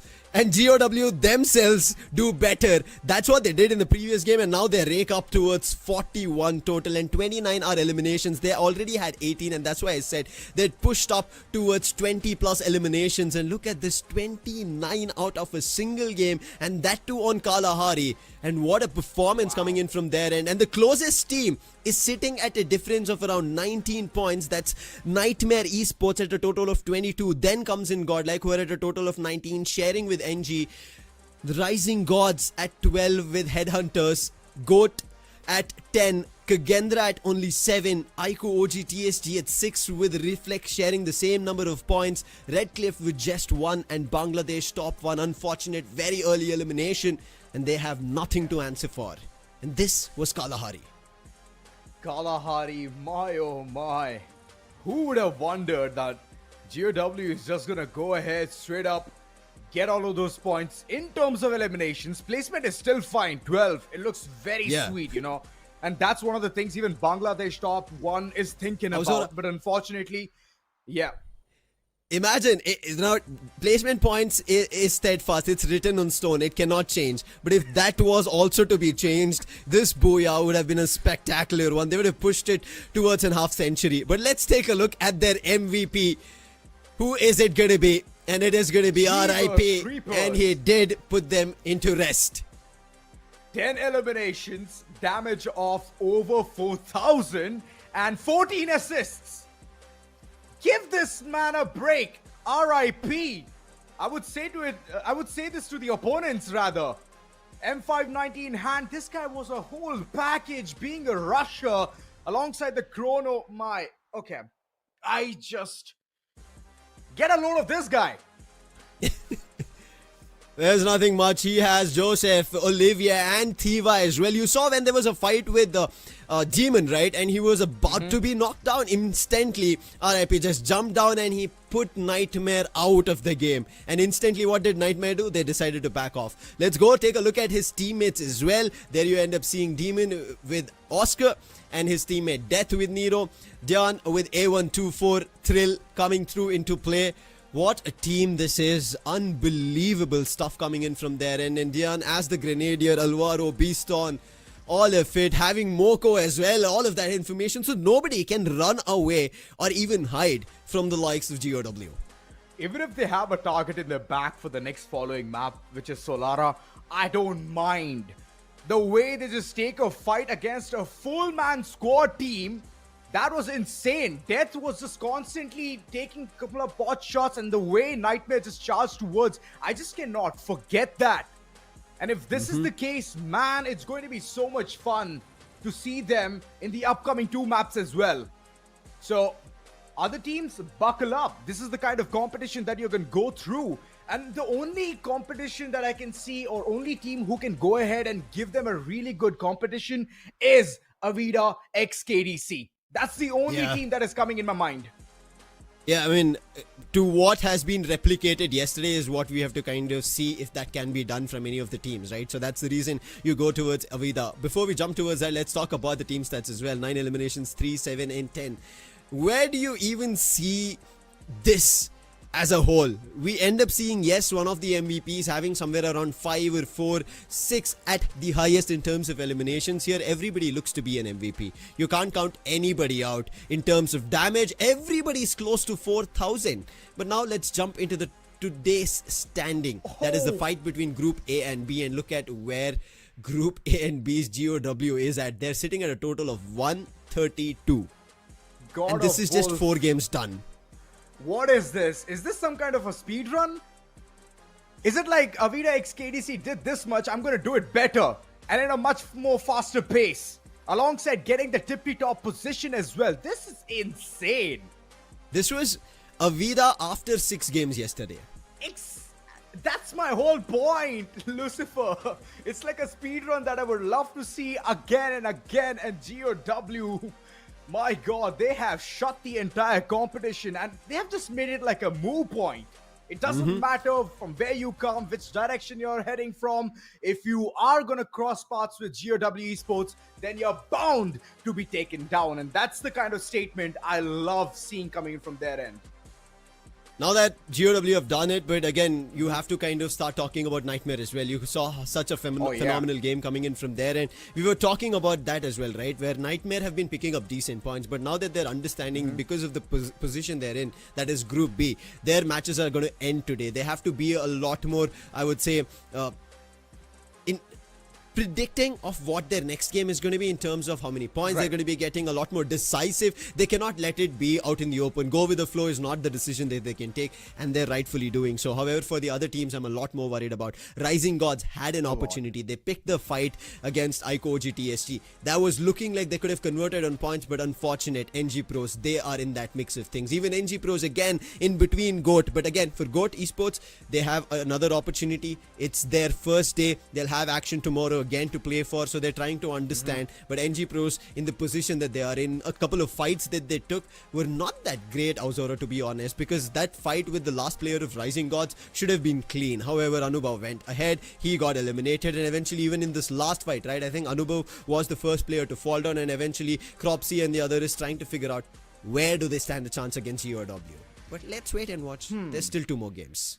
So it's the kind of rush tactic which is failing, as a support is not able to provide that much of, ground or the kind of support that he usually can do. But let's just go ahead and see the kind of drop spots we're going to expect in the map of Solara, as most of the time we do eventually look at the TV tower and we see a cluster of teams, but it's Aquarium this time that we can see a deadly triangle which is going to be super lethal. And from there on, heading towards the midway section, there's a lot of teams to confront. So let's see how well teams are going to cope up to that. Now, I'm worried for GODLIKE as well as GOW here, because I've seen in our previous matches that we kind of did witness all the way, even tracing back to FFMAI. Even there, GODLIKE around Bloomtown and Studio, they move around, right? Now that GOW is there, and especially that Booyah is something that GODLIKE have missed so far, time to think about it. Hub, Nightmare and KAGENDRA. KAGENDRA, as we said, yes, they're at the top of the charts. Not much to be worried about. But it's for the other teams to worry about KAGENDRA if they start picking up points, meaning especially in these last 2 games, Group B miss out on a lot. On the other end, we do have GOAT, who are not going to be worried, as we already spoke about it, all the way towards the windmill. Reflex, unfortunate Kalahari elimination they had, did not grab a lot in terms of points that they need, because again, Reflex, after yesterday's unfortunate losses, or I would say points that they accumulated today, has been a really, really good run. But now they're down to their last 2 games. After Solara, they have just 1 more, that's going to be Alpine. And they have to make sure every point, every minute counts. But why do I feel, I just kind of have like that gut feeling that they have made it. The way they have already upped their game, Lucifer, hats off. I mean, it's like a really, really good performance. And like you rightly mentioned, 2 more games, it's just a home stretch. Do it, make at least those points count. But it just feels like they've already made it. And the others who are still there towards Group B, Redcliffe, Headhunters, Rising God, they're still having a lot of struggling moments. And that's where they need to start buckling up. It needs to be a big game from there. And just like GOW, the God of 41, it needs to be very close. At least a 35 or a 30-pointer would make the difference. And that too, it needs to be consistent for 2 following games, which seems to be impossible. But we have seen those impossible fleets as well being done. And now, the golden question. Our predictions? These are ours. What about you? Have you already locked in? Yeah, there you go. I have GOW this time. I'm looking forward to them getting a booyah. On Kalahari, I kind of wanted somebody else to start picking up. I knew GOW would do the same. But I think now that the direction that they're heading into, I see a lot more booyahs coming into play. But GODLIKE, they also had an opportunity, a little bit of a mess up as they were getting towards the last zone. I thought it could have worked out. And the reason again I pick up Headhunters is because of that refinery fight that they initiated with. I thought Headhunters could have concluded it in an even better manner and picked up a lot more aggression from there forward. It somehow missed out. But I can see that you've gone for KAGENDRA. KAGENDRA, as we said, yes, are playing it really smart as well as safe. They're at the top. They want to stay there. Even if they don't play tomorrow, at max, they push down to top 5. I don't think they're going to be going anywhere else. Yep. So Nightmare, again, the kind of confidence that they already have, all thanks to the previous day's performance and moving forward, the aggression as well, that's working out for them. So might as well go ahead and do it yet again, right? So that's the reason I've chosen them. Moreover, this is one of those maps as well for them to shine.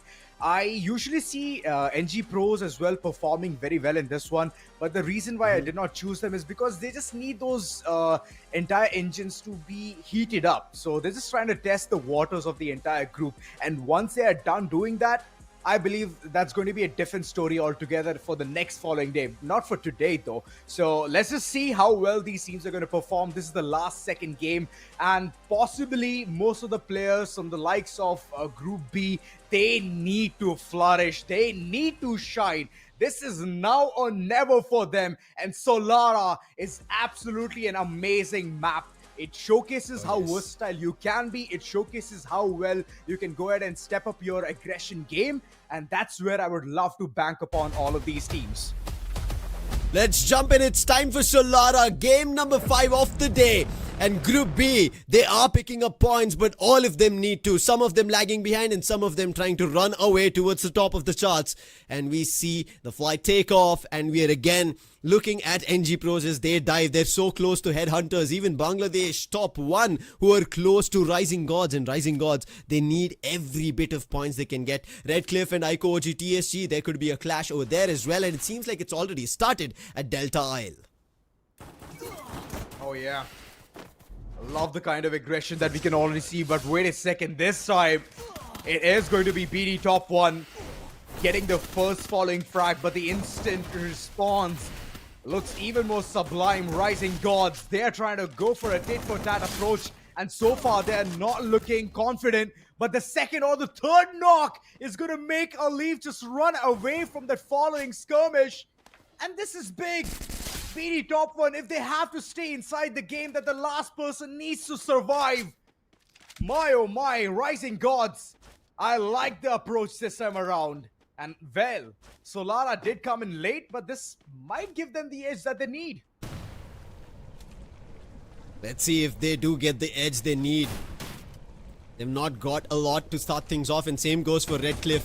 Delta Isle, we spoke about this. IQOO OGxTSG as well have missed out their opportunities. Shafi spotted Arjun as well. It should be an opportunity. Does the damage but does not get the knock. Chris runs closer, trying to get them on a knock with the Bison. Asifi trying his best, does get that opportunity. And his teammates, they fall in line and they also help out. And OGxTSG, they're in trouble. Fahim is also here. They're grabbing the eliminations and confirming it. But a dash comes through. It could be a problem, but somehow they create a little bit of a breather. And the last one here, that's going to be like, he's trying his best. I think he's going to get taken down, and he does. But before going out, he touched the vending machine and revived one player. So it is not going to be a full-on team wipe here, Ozora. Oh my god. That's a very lucky position. IQOO OGxTSG. That was a marvel for them. And I hope that the next following one will be a really good clash or a redemption fight. But speaking about this one, Wait, what happened to Rising Gods? All of a sudden, they're just shifting gears. They're at 6th right now. And the 7th has already come through. It's good. I like this play coming in from Rising Gods. They need to do this, and I think this is very much necessary. Now, if you kind of look at another team from Nepal itself, it was GB Esports, and if you track back to yesterday, they had 2 booyahs. And today, at any cost, Rising Gods need to pick up, because if they don't, this is the game number 5. This is what we've been talking about. What is at stake? Being eliminated from BR Play-Ins. Not able to head in towards the next stage, the next weekend, where you'll have a chance at the BR title itself. KAGENDRA, who should be safely sitting towards that title fight. But again, they still have another, even though they qualify this week. It feels like today's performance from KAGENDRA has been somewhere they have toned it down. They're saving some cards for towards the BR finals. I mean, that's nice. Nice of them to think about that, but this was the opportunity for them to at least get some really good points as well on board. Specifically, if I talk about the kind of competition they're already facing, which is GOW, this Vietnamese team is an absolute cinema. They love to run around, they love to get those points, and then just obliterate the opponents one by one. But this is the fight that we all were waiting for. Nightmare just going ham. Given the conditions, NG Pros, they themselves need a lot of points to at least match up to the kind of competition that we have seen so far. And that's helping out. But Hitman, so far, he has managed to bring back those 3 fallen comrades. So that was not a bad situation at all. But now, if NG Pros, they hitchhike and reach towards this waterfall region and see Hitman crouching there towards the staircase, then those hopes of surviving for a longer time will fade away. If it does, it could become problems like it has been for Headhunters. Hope is something that every team in Group B is banking on.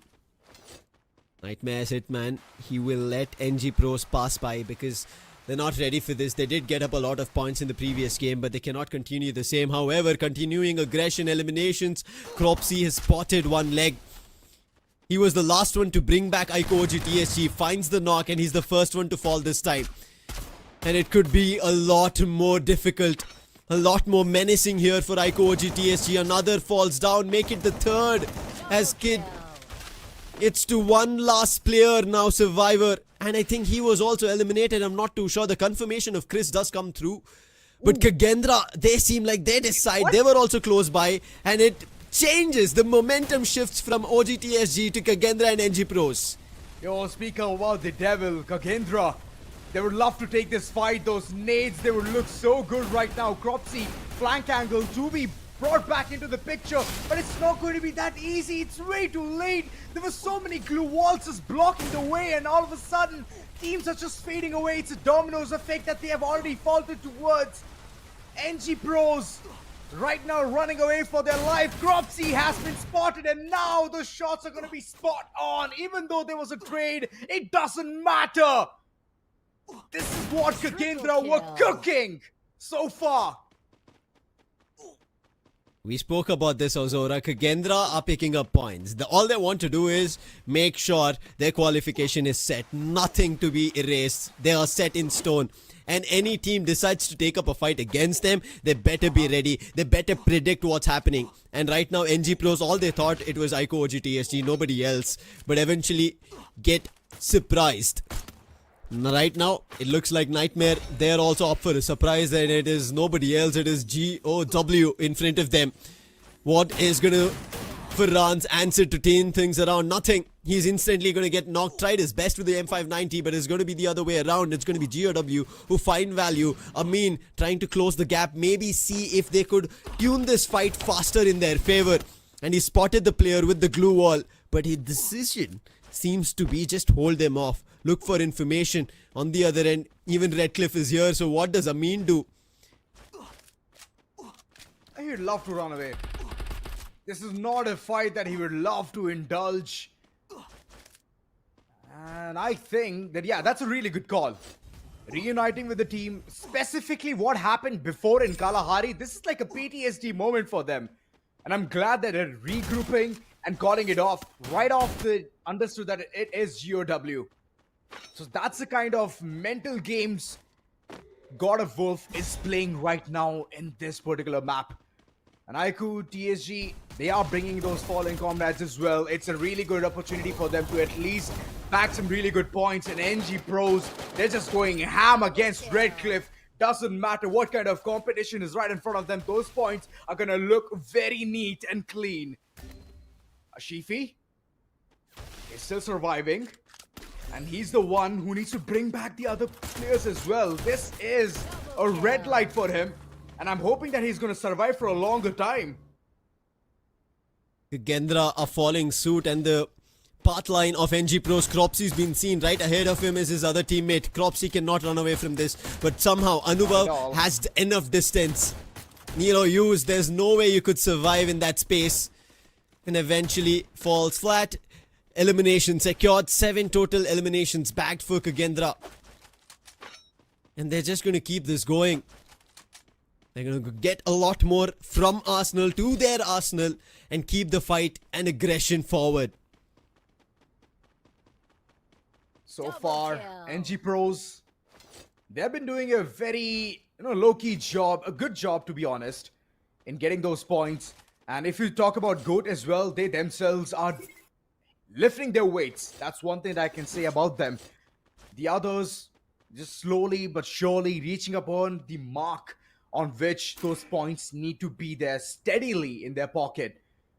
But I like the way the change of pace has come through for Nightmare. From being way too aggressive to being passive right now, all thanks to not having those 2 players in their pocket. And finally, they are bringing that back in as well. Kagendra, they taking a different fight altogether. And look at the way Mando and Cropsy, both of them have fallen flat. My oh my, it's only Aztec who survived the wrath of Godlike alongside Kagendra. They were being absolutely sandwiched. This keeps on going. Kagendra will be picking up points from everybody, and eventually he'll build confidence to even secure a booyah. And if that happens, it is going to create a problem for everybody else in the lobby. Even for teams from the same group, Aujora, because they're going to miss out a lot. Maybe Group A still decides that we have another day to continue this fight ongoing. It could get better, but I really like what I just now saw on the screen. Rising Gods, highest damage coming in from there, and even in terms of elimination, leader Megs at 6. That tells that Rising Gods have been in this Solara map the true gods that they wanted to be from the very start. It should have worked for them. It's finally working. They've gotten momentum, and very much necessary for them to continue this forward. But look at where they are. They are close to NG Pros, and NG Pros are not having a really good time. We spoke about this in the previous games as well. The fights that they've been taking, Anubhav has been the reviver for them, trying as much as possible. He revived Aztec, but look at where Aztec jumped down to.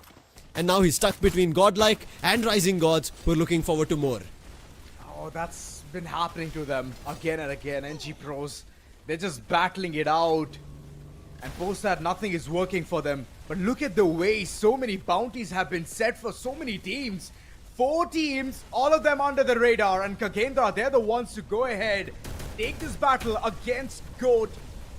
One by one, those nades are doing a lot of damage. And if this continues, Monik will be taken down. The push is imminent. The rushes are coming forth as the Skylar abilities, they are coming through as well. The shotgun in hand and dead. He's gonna sing the song of death, which will just obliterate the entire team. But Jojo, there's a shift of pace. He's the last man standing as GOAT.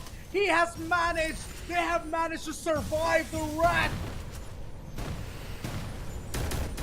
Hiding is going to be very difficult because of the hit list. They're going to keep their search party ongoing, and look at that. GOW, they decide to jump upon it, and GOAT, they're somehow surviving within that 10th. They're reviving their players one after another, patching themselves up, but they're surrounded by GOW Esports. Nades being tossed across. 1 knock, 2 knock, 3, and the entire team to be wiped. GOW using the launches did not leave them to survive. They launched them out of the lobby, but there's still one person, Rexin. So it's still not a full-on team wipe, but make it a full-on team wipe as Demon finds it and slays the last one. And Gopu, he's also going to be stuck. Somehow, the bus saving it, but GOW, somebody stop these mad lads.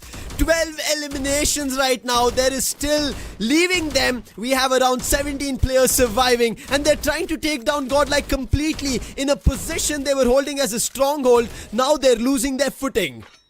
The aggressiveness to which GOW is performing, that's to the peak. And there's no one, absolutely no one who can match up to this madness. These lads are just going out, all in, sending it. And IQOO, he's down on his knees, he's begging for mercy, but that mercy will not be given just yet.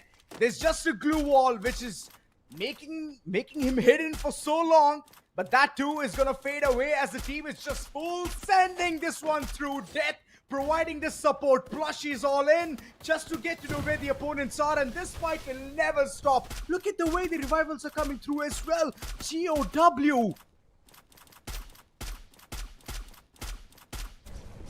Somebody needs to do something different. OGxTSG again in front of them. Oh. Knock. Going for eliminations. What a nade. That's big damage. There's another follow through. And there it is again. The nades are enough. These guys looking unbelievable. And now again, they've pushed further from 20 eliminations already. Oh, that was a nuke being sent. OGxTSG could not survive the wrath, and so will GODLIKE. They're not able to answer. This one team, nobody's able to do it.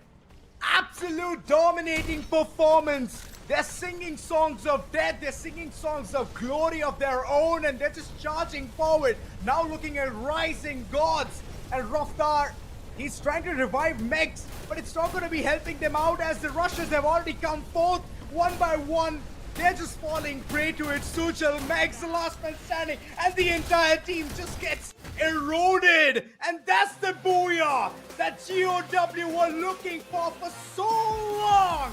And this is the third one which they have just bagged in back to back, and 4 to be in total. 3 on a stretch, started with the booyah, totaled at 4. Could have had even the 5th by now. We saw that REFLEX's play of how smart they were in survival. That is the only game of Bermuda that went away from GOW. But otherwise, all of them have been in their name. What a team from Southeast Asia. Vietnam is proud looking at this team's performance today. And they're going forward without any doubt right here on day 2 itself. And this is where it all started. From where GODLIKE were, they cleared that space, got that position for themselves, cleared Nightmare, pushed towards the Rising Gods. This was the best position that Rising Gods have finished on today. The top 3, and still it is GOW in front of them. Such a mammoth of a team to go against, and such a tough fight to have. And they still tried to see if there could be something different happening over there. Maybe an elimination from them grasped, but it did not happen. But still a 25 plus elimination game. And look at this split that they have any time that they're playing. Death, as that sniper, is always covering them, making sure that the other 3 can just run rampant in every land of Free Fire Max. Oh my god. These lads have no fear. They have no remorse of what they're doing. And running rampant is just their nature now. Understanding the lobby since game 1, and later on is just sheer execution. My oh my. It's just excruciating pain for the other teams to even go ahead and fight against GOW. For sure, Vietnam is very proud of this team. And if this continues, again, it's another 41 pointer. Oh, sorry, 39. Just. It was close. If they did get 29 eliminations as the previous game, it would have been another 41. But hey, I think they've been breaking barriers, records, and all of it here, Azora, so far, all that we've seen. And day 2, believe me, when I was watching the games yesterday when you guys were on desk, I was wondering what a phenomenal performance that we are seeing from the Southeast Asian teams. I think you have to give it to Vida of what they were doing. But today, GOW have taken it up a notch. They have turned it in the other direction. But Rising Gods, you have to give it to them. They've had a total of 25 points. Nightmare following the suit, similar. They are been getting that 15-20 points NG Pros this time better. 14 is total. KAGENDRA, as you can see, still points along with GOAT Esports, but everybody else on single digits. Headhunters especially go out with only 1. But let's jump into the MVP, and this time is going to be Dian, who has the Winchester and 12 eliminations. Being a Grenadier, what does one expect? That it's going to be a low-balling number, less eliminations. This guy went up a notch, and he's like, you know what? A bomber can do even more than just this. 12 eliminations, 3 assists.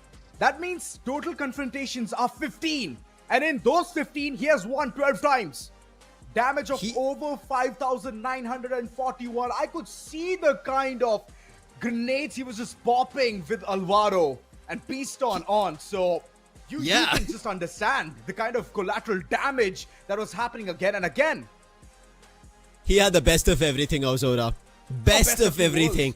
Yeah, the launcher with that, the nades, Alvaro, Beaston, all of it working for his end. And again on top of it, the thrill of battle. And on that, Nero as well, because we saw they were using that to perfection. As soon as somebody was trying to put down a glue wall and try to survive, and if the Nero is there, they instantly use it, clear the glue wall and immediately put that person down. And then if that is not working, then Demon is always there to rush along with RIP. And that tells a lot about GOW. Let's take a look at their individual stats as well, and look at this. It is still close to 4,000. It's only this time I can see that RIP is a tad bit lower, but I think it doesn't matter at this point. You know, Lucifer, what the best thing is? That this team goes together. No matter what the situation is, they stick like a pack of wolves. Yep. And God of Wolf for a reason. I could see that one fight that they were taking against... They've been blessed with powers. Yeah, IQOO, OGxTSG. They were taking this fight. They were very close. One player already got knocked, and I believe it was Dian that got knocked right there. And instantly the revival came through. All thanks to the players being so close to each other, and the push was amazing. All-round performance. Those nades were absolutely a banger. The HP dropping down, and those players were just like flies being swatted around all across. Nothing much could have been said there, but I just think that there's just 1 ounce of surprise that a team could have given easily. Nightmare, they were still stuck right beside that one specific station. But why would they expose themselves so much that, again, they fell prey to this team? Imagine them surviving till the end. That would have been such good opportunity for at least getting a frag or two. And from there on, you never know. Rising Gods could have clutched it. It could have been an opportunity, but unfortunate for Nightmare, the zone was closing in. They knew they had a jump. They would have jumped right towards Rising Gods, and if they did that, there was already the approach coming in from God of War. The GOW Esports team was ready for the fight that they were planning for. But on the other end, I think even in terms of their passives, right, that is giving them an additional advantage here for GOW Esports. The way they're working around. We just spoke about Alvaro, the MVP, of how it was going in from Dian's favor, right? But look at his teammates in terms of revival. They have Thiva, they have Olivia, all of that working. They have Joseph. They have packed this in such a manner that if anybody is down, they instantly get up. And that's where you mentioned, right? When they get knocked, within the blink of an eye, the player is up. But let's take a look at the last game, the drop spots, and how teams are going to function from here on. And let's take a look at one team in specific. That's going to be GOW Esports, and who is around them. It is Rising Gods and Red Cliff. That's what I'm worried about. Rising Gods came towards the top 2. This time they are next to GOW, and I think base camp shouldn't be their base camp at all. Let's see how well they can perform. Right about in this Max Center, there are so many teams trying to collide, railroad. We can see KAGENDRA, they would love to play passive as they're just holding the top position. At least the podiums is what is being shared so far. Garrison, one of the places that we can see GOAT at. And right below, we have like a triad, which will be super, super important to win. Specifically, if NG Pros needs to do something big. Other than that, Reflex is doing so well so far from yesterday compared to today. The performance, as I've spoken multiple times, they have upped so many notches. So the homework is there. Headhunters on the other end. I would say, judging by the way they've already played yesterday, I don't think so there's any kind of a homework from their end. They've been unlucky so far. Whenever they have got in for a fight, they're constantly just being, thrown away, thrashed around, and if that happens again and again, they will lose the confidence as well. This is the final game, Lucifer. Final game for most of the teams, 6 teams to be precise. And this is now or never for them. You get good points, you at least stay or get the chance to stay in the top 10. Yeah, it's now or never. That's as simple as it, especially for Group B.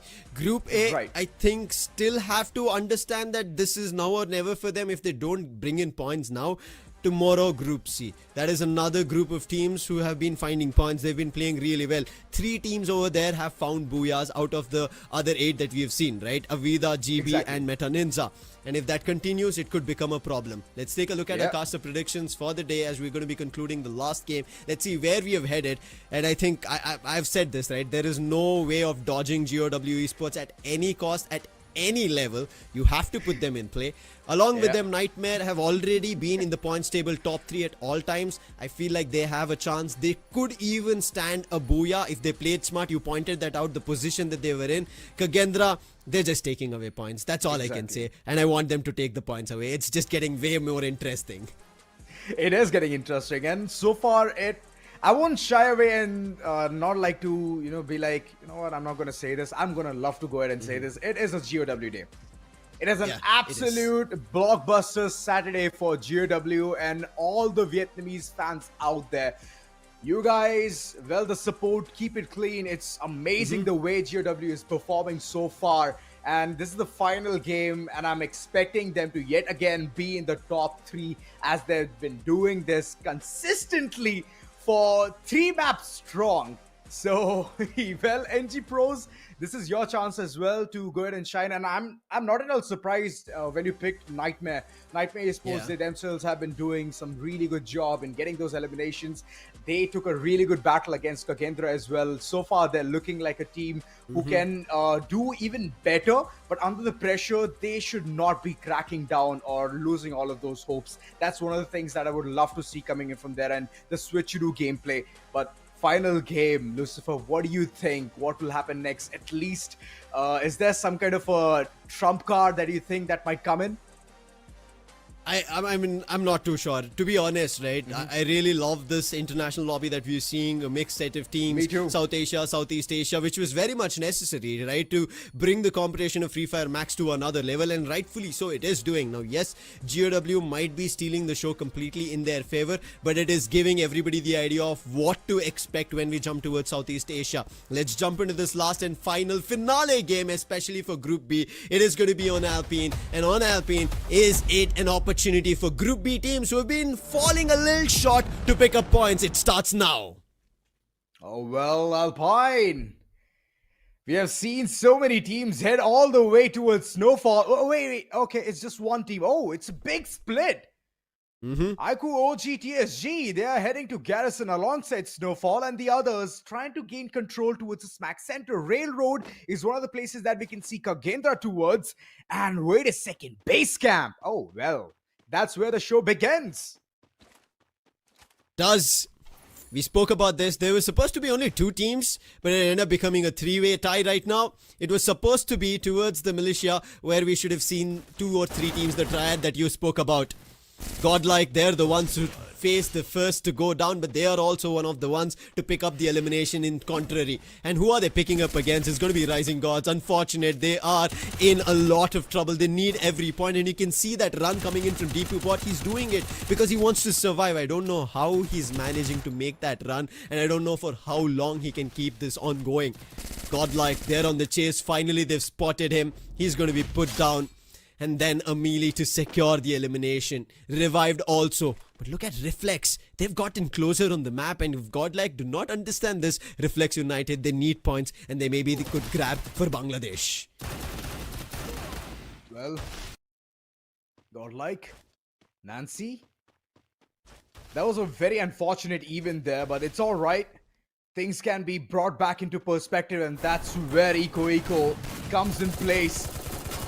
Finally, I would say, I was about to say that RC Redcliffe, they were planning something devious or mischievous, but it's not going to happen right about now. But Nightmare on the other end, they would love to take a fight, pick a bone against Headhunters. This is one of the places that we usually expect skirmishes right off the bat, and we are not at all surprised to see all of this. Marvel is already been down on his knees. Help is what he's crying out for, but Arsh, so far he's not doing a good job in getting those knocks, but finally he connects, and this is it. Nightmare would not want to go ahead and call in yet another fight. Not at all. Bringing back those players were important, but Headhunters, they've done a really good job in controlling the aggression. Both Indian teams both need to pick up points, and they have to surpass, I think, maybe around 110 if possible. If it works out for them, they're close. Nightmare have already surpassed it to beyond, but I'm pretty sure Headhunters want to do the same thing, and that is the reason this fight prolonged. This fight perfected in that manner, but Nightmare cannot risk it and let this game go. However, NG Pros, they can risk it. It's their first day in terms of action, and they've jumped to it. They've gotten decent points today. It's not a great day, they could call it, but they're ready right on top of Headhunters, and if Headhunters do not conclude another fight, I feel like points could be scarce for them to be in the top 10. Indeed. NG. All of them getting attracted to just this one spot. Earlier on, we could see Nightmares taking a fight against Headhunters, and now NG Pros, they would love to take the piece of the pie. Long-range shots being taken. Players are falling down like flies, and Manu, it's all thanks to him. 2 eliminations already been secured. Aztec, Cropsy just rushing forward, taking down Arsh as well. Will be a big task. The others have already ran away. So it's alright. Even if they try and get that one player down in the range. But wait a second, these Akimbo vectors are not working out. Manu, he absolutely struggled. But finally securing it will make him feel better. I'm not too sure what happened over there. Farhan, while his teammates were somewhere in the other direction, he thought it was a safe fight. He could have picked up that one elimination. I'm not too sure completely what the idea was, but right now the idea for KAGENDRA is to take the top team down. They want to go and take this fight head on. Southeast Asia versus Southeast Asia is happening. Vietnam versus Indonesia. And GOW, they've found the knock as well to equalize this battle. RIP on the chase, wants to put Jojo down, but it doesn't work in his favor. Nice cryo being used, and now Death has to run in the other direction. Thankfully, he was revived before the entirety of Dock was cleared. In KAGENDRA, right now win the battle against GOW Esports at Dock. Oh, that's good. That's at least giving your team some kind of a survivability. And Docks, they've been completely under the control of this one team. Like it, like the enthusiasm. Final game, not a single elimination. Okay, teams are playing passive in this one. And the moment I said that, there goes GOW. The contenders for this entire day. That's a surprise. Big one. Surprise it is. Last one's down this game for GOW. They did so much, at least in the previous 5 games that we've witnessed, but it could be a boon right now, Zora, to be honest, right? For the other teams, GOW is not in the lobby. It's time to pick up points, and especially again, I've been saying this from the time we've jumped on from the game number 4, right? You have to pick up points for whoever it is in Group B, because your action stops at the end of Alpine. And after that, done for the day. You have to just pray that nobody pushes you out towards the 11th spot. And I'm pretty sure Headhunters don't want that. That's why they're surging forward to eliminations. They have total of 11 in their name. Ursh at a total of 4. They somehow managed to dodge things around from NG Pro, survive, move in the other direction, good in a safe spot. But on the other end, their competitors in the same group, Redcliffe, what do? Rising Gods, what do? Reflex United, they did a lot today. So I am worried for these 2 names right as of now. Rising Gods as well as Redcliffe. Yassine, my god, he has an instinct for dodging all of those bullets. For a second I thought he's Neo from the Matrix, but unfortunately he's not. Instantly being called in. That's really nice of the teammates. That was just 1 point here and there, trying to find out what's happening towards the map. And Headhunters, they've been found. They're right close to the circle itself. So taking damage won't matter a lot for them. If they want to take some loot, that's something different. But wait a second, top one? What's happening here? They're taking a fight against Rising Gods. And there's another team, which is GOAT. It's like a sandwich situation. Okay, this is going to be fun. I don't know why, but they've all decided to take a fight outside the zone advantage. So many teams together. And I think this is about the points that we were talking about. Rising Gods want to confirm it. But they are against GOAT Esports, who do not have much to lose, but they're ready to pick up points if they get it. They grab one against Rising Gods. Bangladesh, top one. They also want points. They will try their best. But who do they face off against? And it's going to be GOAT. A team from Group A. Fighting against the same group teams. Sharin spotted Alif right in front. Trying to get closer with the Max Wax 7. Does he find the knock? No, he gets inside through the window, and now Sharin decides to pack with his teammate Tennyson. Shovo, he's trying to get closer with the 590. Can he find an opportunity? Max 7, it doesn't work. It's going to be the 590 to answer. Sharin! I thought he was going to be using his Sharin gun, but it did not help him out there. Top one, what a way to secure all of those points. There's still a ray of hope. There's still ways to go ahead and conclude the entire fight in top one. They have done a really good job. That one place where Sharin just flubbed his moment, got stuck towards a glue wall. That just made the entire difference. And now moving inside the circle, we can see GODLIKE, all eyes on them, and Redcliffe right in front of them. Redcliffe, so far, they haven't been so confident in taking those battles. But a plushie right in front to get the information. And that too has been evacuated. IQOO playing it very smart. At the 11th spot, just on your screens, you saw Reflex United get eliminated. And that could be a cause of concern, especially after doing so much Aurora today. They even had a booyah in their name, and now in the last game where they should have survived, should have played till the very end, are down and under the weather. They're going to be eliminated. All they can do right now is going to make sure that day 3, that is tomorrow, works in their favor.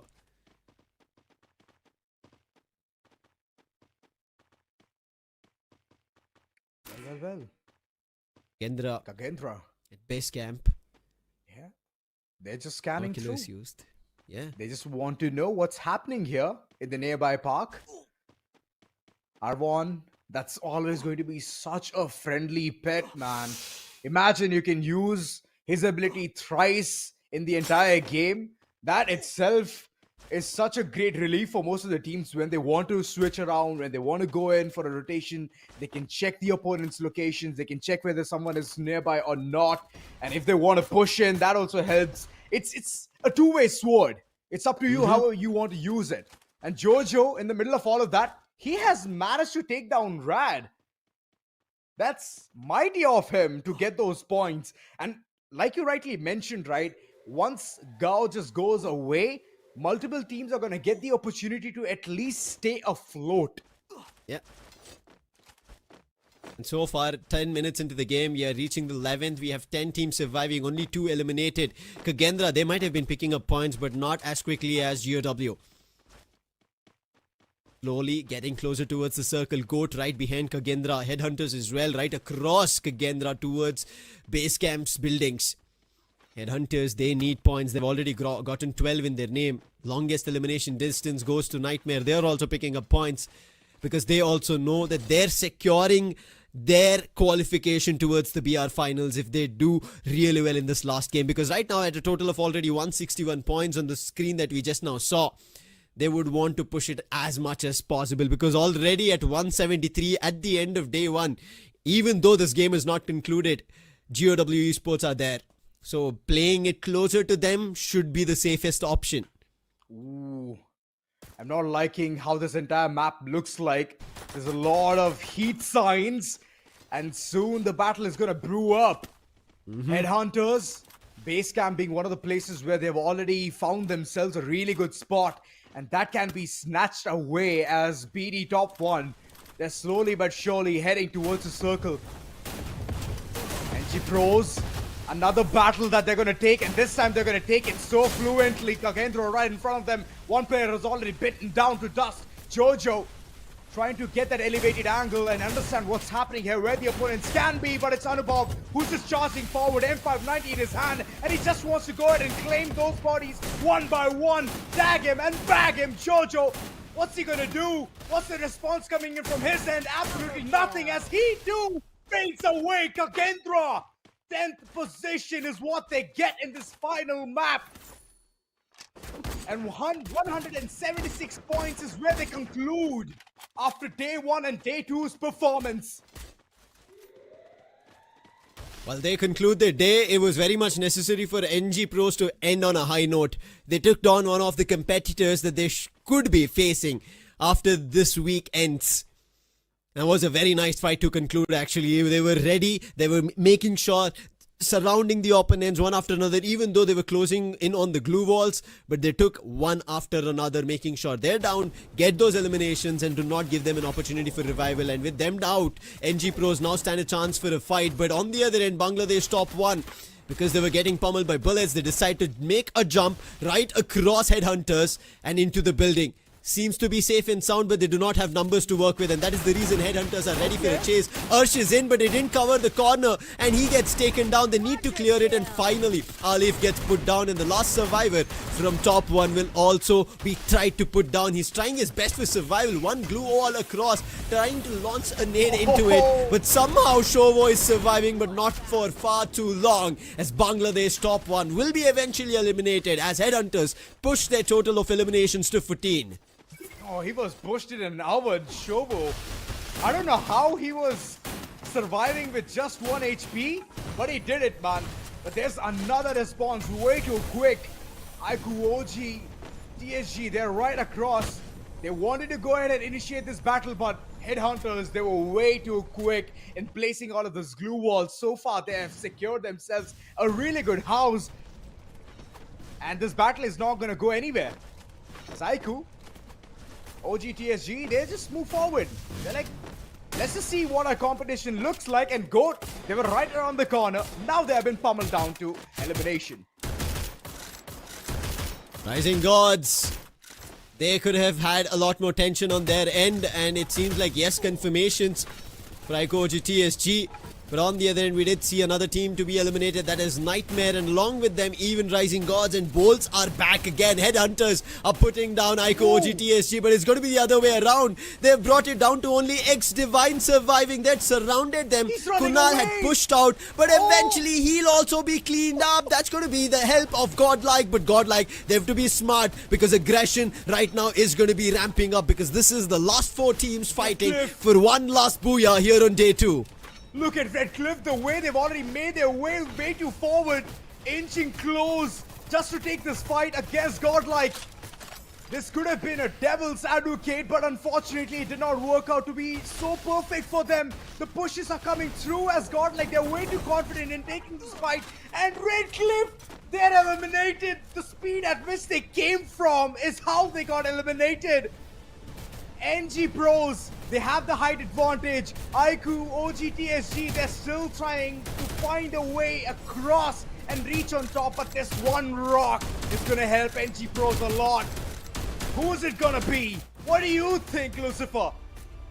3 Indian teams, out of which IQOO, OGxTSG get eliminated by GODLIKE, and down to the last 2, NG Pros versus GODLIKE. Everybody, when the day started, Group A came through, thought one of these 2 teams are going to get a booyah. They're going to end on a booyah, but who is it going to be? GODLIKE have looked better, but IQOO is down. NG Pros seem like they're making the magic work. Anubhav puts them all down, one after another, and that is NG Pros ending on a high note at the end of day 2. What a booyah to close for India. They're going to be finally happy. They were looking forward to their Indian team find one booyah in their name. Meta Ninja did yesterday, and NG Pros do it today. Oh my god. For a second I thought Cropsy's taking a big, bold move. This might backfire, but it did not.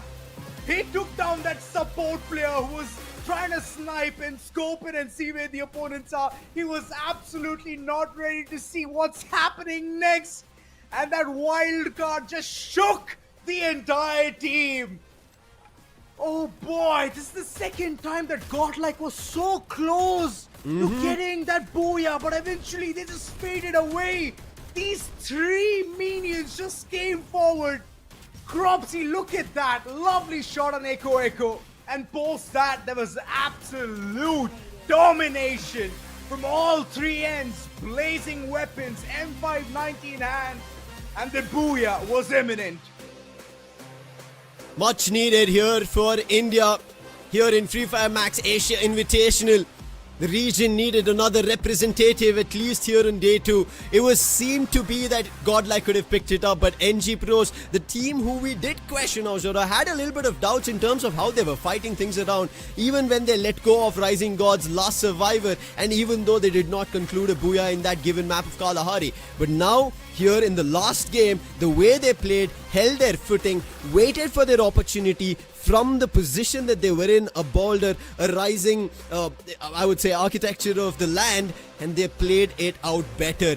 Used the information, and rightfully, as you pointed out, making sure the man in the back line gets taken down. Anubhav taking care of the man at the front, holding off Godlike one after another, worked in their favor in a phenomenal fashion, and they get this booyah closed. That's going to be a good one, and which was something that we were also looking forward to. I had them in the predictions early on, and I had them in the it was Kalahari, yes. That's where I thought they should have picked it up because they had a slight bit of momentum. Something went wrong, but here everything went right. Every single thing, down to the minute detail, perfect. The execution of NG Pros, well, this is what they were lacking even in Kalahari. They did reach top 3, and I thought that might have been that one move which could have changed so many things, but it did not happen. It's all right. But in the final one, ending on a high note is very important for this team. So Group A, they still can go ahead and showcase what they can do and how well they can score in the next following day. But unfortunately for Group B, this is done and dusted for. Let's jump into the game standings to get an idea of what they've done so far. Because as of now, this last game, there was KAGENDRA out. There was GOW out. That means a lot of points. Headhunters tried their best. Was it enough? They went down to IQOO OGxTSG. Unfortunate for Headhunters, who were not prepared for the immediate fight after them closing out on the other team. However, now with NG Pros at the top in the booyah of this game standings at a total of 27 points. Godlike at the suit following them at 23 points. Headhunters as well right behind them at 20 points. IQOO OGxTSG also sharing the same amount of points. And the top 4 all Indian teams that you are seeing, and following that suit is all the Bangladeshi teams. That's going to be Bangladesh top 1 at 13. The GOAT Esports at 11, sharing it with Redcliffe. And Redcliffe, I think this last hurrah that they had, they tried to play as best as they could, because again, for them it was a very much necessary game. Played the survival, but Godlike knew their position. You know, they hit those drums way too loud, announcing their entrance right behind Godlike. And I just thought that it's going to be a Redcliffe game. As Redcliffe, they were very sneaky at first, but those shots, when they took, it was a miss, and the information game on Godlike was like absolutely on point. But this is the overall standings, ladies and gentlemen, as KAGENDRA, they are at the tippy top. But GOW Esports, they have made sure that the day 1 is gonna make every single thing count. Every team in Group B is also in top 10, but is it going to be enough to stay at the position that they're in? Because from tomorrow, we're going to see action back from GB Esports, NG Pros, Meta Ninja, Reckoning, IQOO OGxTSG, Revenant X Spark, the GOAT Esports, Fangs, and Bangladesh top 1. Now, Bangladesh top 1, similar in position of where we ended up seeing Reflex United with just 36 points. But today, they're at the 8th spot at a total of 106 points. But I'm a little afraid for them, Azora, to be honest. They had a booyah today. They played good, but the last game, they barely had enough points to even showcase what they did at day 2. Well, that's one of the places that most of the teams are going to be very, very cautious about. And tomorrow will be one of those times where they need to just be on point. So might as well do your homework very well. That's the only thing that you need to do absolutely spot on. Homework. Group A did it very well. Group B, unfortunately, they just did not know what hit them. It was like a truck which came at such a speed that they could not even calculate. So Might as well see now, fingers crossed, whether they can reach towards the top 10 or not. That's the only question that they will have in their head going on. I feel like we might come towards somewhere 110, 120 to be the cutoff for them to be in the top 10. But let's talk about the MVP of our last game of Alpine that we just witnessed. It's going to be Anubhav, the man who also dealt the last blow, making sure whoever was rushing towards him, he's going to rush upon them. 5 total eliminations, 3 assists, had Dimitri. And along with that, we've seen this kind of trend of Joseph and Thiva being together along with J-Beebs for XP that they want. And it's working for them. Sorry, EP. And M590, Arvin for information, the Dinoculars working along with the team booster. And I think teams are now finally getting somewhere fully ready with the new loadout that we are also seeing and getting ready for what's about to come as they're going to be heading towards the next week as well. Still not concluded, still not decided, but NG Pros start towards it. Oh yeah. So let's see. The overall performance has been good, but it's not top-notch just yet, Lucifer. You need to hit some really big pointers. Those hoops, I don't know whether it's going to be a tad bit smaller or bigger, somehow do what GOW has already replicated today. Talking about the team stats, we can see it out here. Coda being utilized as well. The moment Aztec drops down, he can understand what's happening in and around them. I don't know whether teammates, they will be very sound about listening to all of those audio cues or not. But Coda is a really good pick. Skylar coming into the picture. Tatsuya and Dimitri.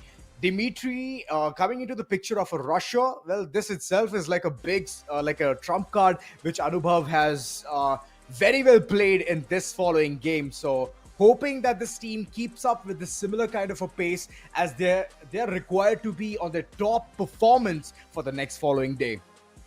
Now here in the team stats, a little difference in terms of the Southeast Asian teams and Indian teams we are seeing in the passive as well.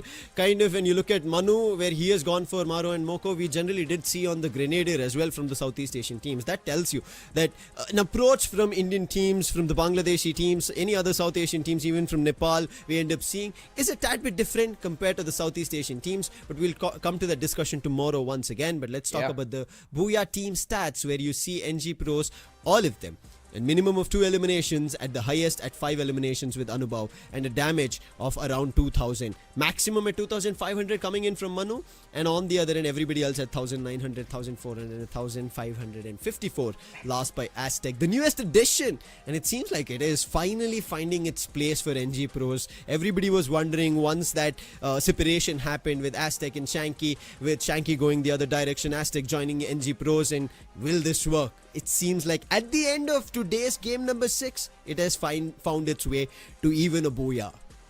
You know, all these statistics, they look so small. I mean, the kind of benchmark that has already been set, it's way too high, Lucifer. It's way too high. And in order to go ahead and cope up, you need to just keep at it. Keep getting those damage games up. Keep showcasing that you are built different. I mean, the meta here that we could see in NG Pro's hands, that itself was very different from whatever we have seen so far. So that showcases so much difference.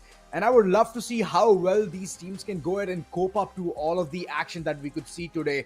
Ladies and gentlemen, this was an exciting affair. My oh my, I did not believe that Group A is going to come in with such a big banger. But the way they have come forth, it's just a treat to the eye.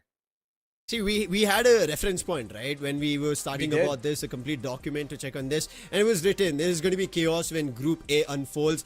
And honestly, as you said, I knew it was going to be chaos, but not to an extent what we witnessed. Exactly. All of these teams out in such momentum. Yes, GOW might have stolen the show, but you saw GODLIKE. You saw how NG Pros now just ended the day. IQOO OGxTSG as well. Initial start was not that great, but after that we've been seeing them closer towards the top 5, top 3. They're being in that podium positions, and I think GOAT slowly and steadily are also raking up points. But is it going to be enough? Because tomorrow Avida is going to come back, and GB is going to come back, along with that Meta Ninja is going to come back. Who will you keep out? This is where we ended up witnessing Group A and B finish their day off. Now tomorrow is going to be Group A and C, and who do you count out? Which team from Group B do you think did not make the cut? Because every team from Group B also played their part today. They did. And according to the entire playstyle, I would say Group B, they fell shy way too much, A little, as yes. GOW were overpowering the entire lobby. That one team itself is just making so much noise that the others are not able to listen through it. And I don't know, the kind of chaos that we witnessed in the teams was very evident or not, but we could see those mishaps happening, those fights, the 1v1 that could not land on point. That itself showcases that, well, the competition is way above. You need to reach towards that point. So might as well go ahead and keep grinding Fire MAX again and again to the point where you have just refined it. It needs to look liquid, just like GOW.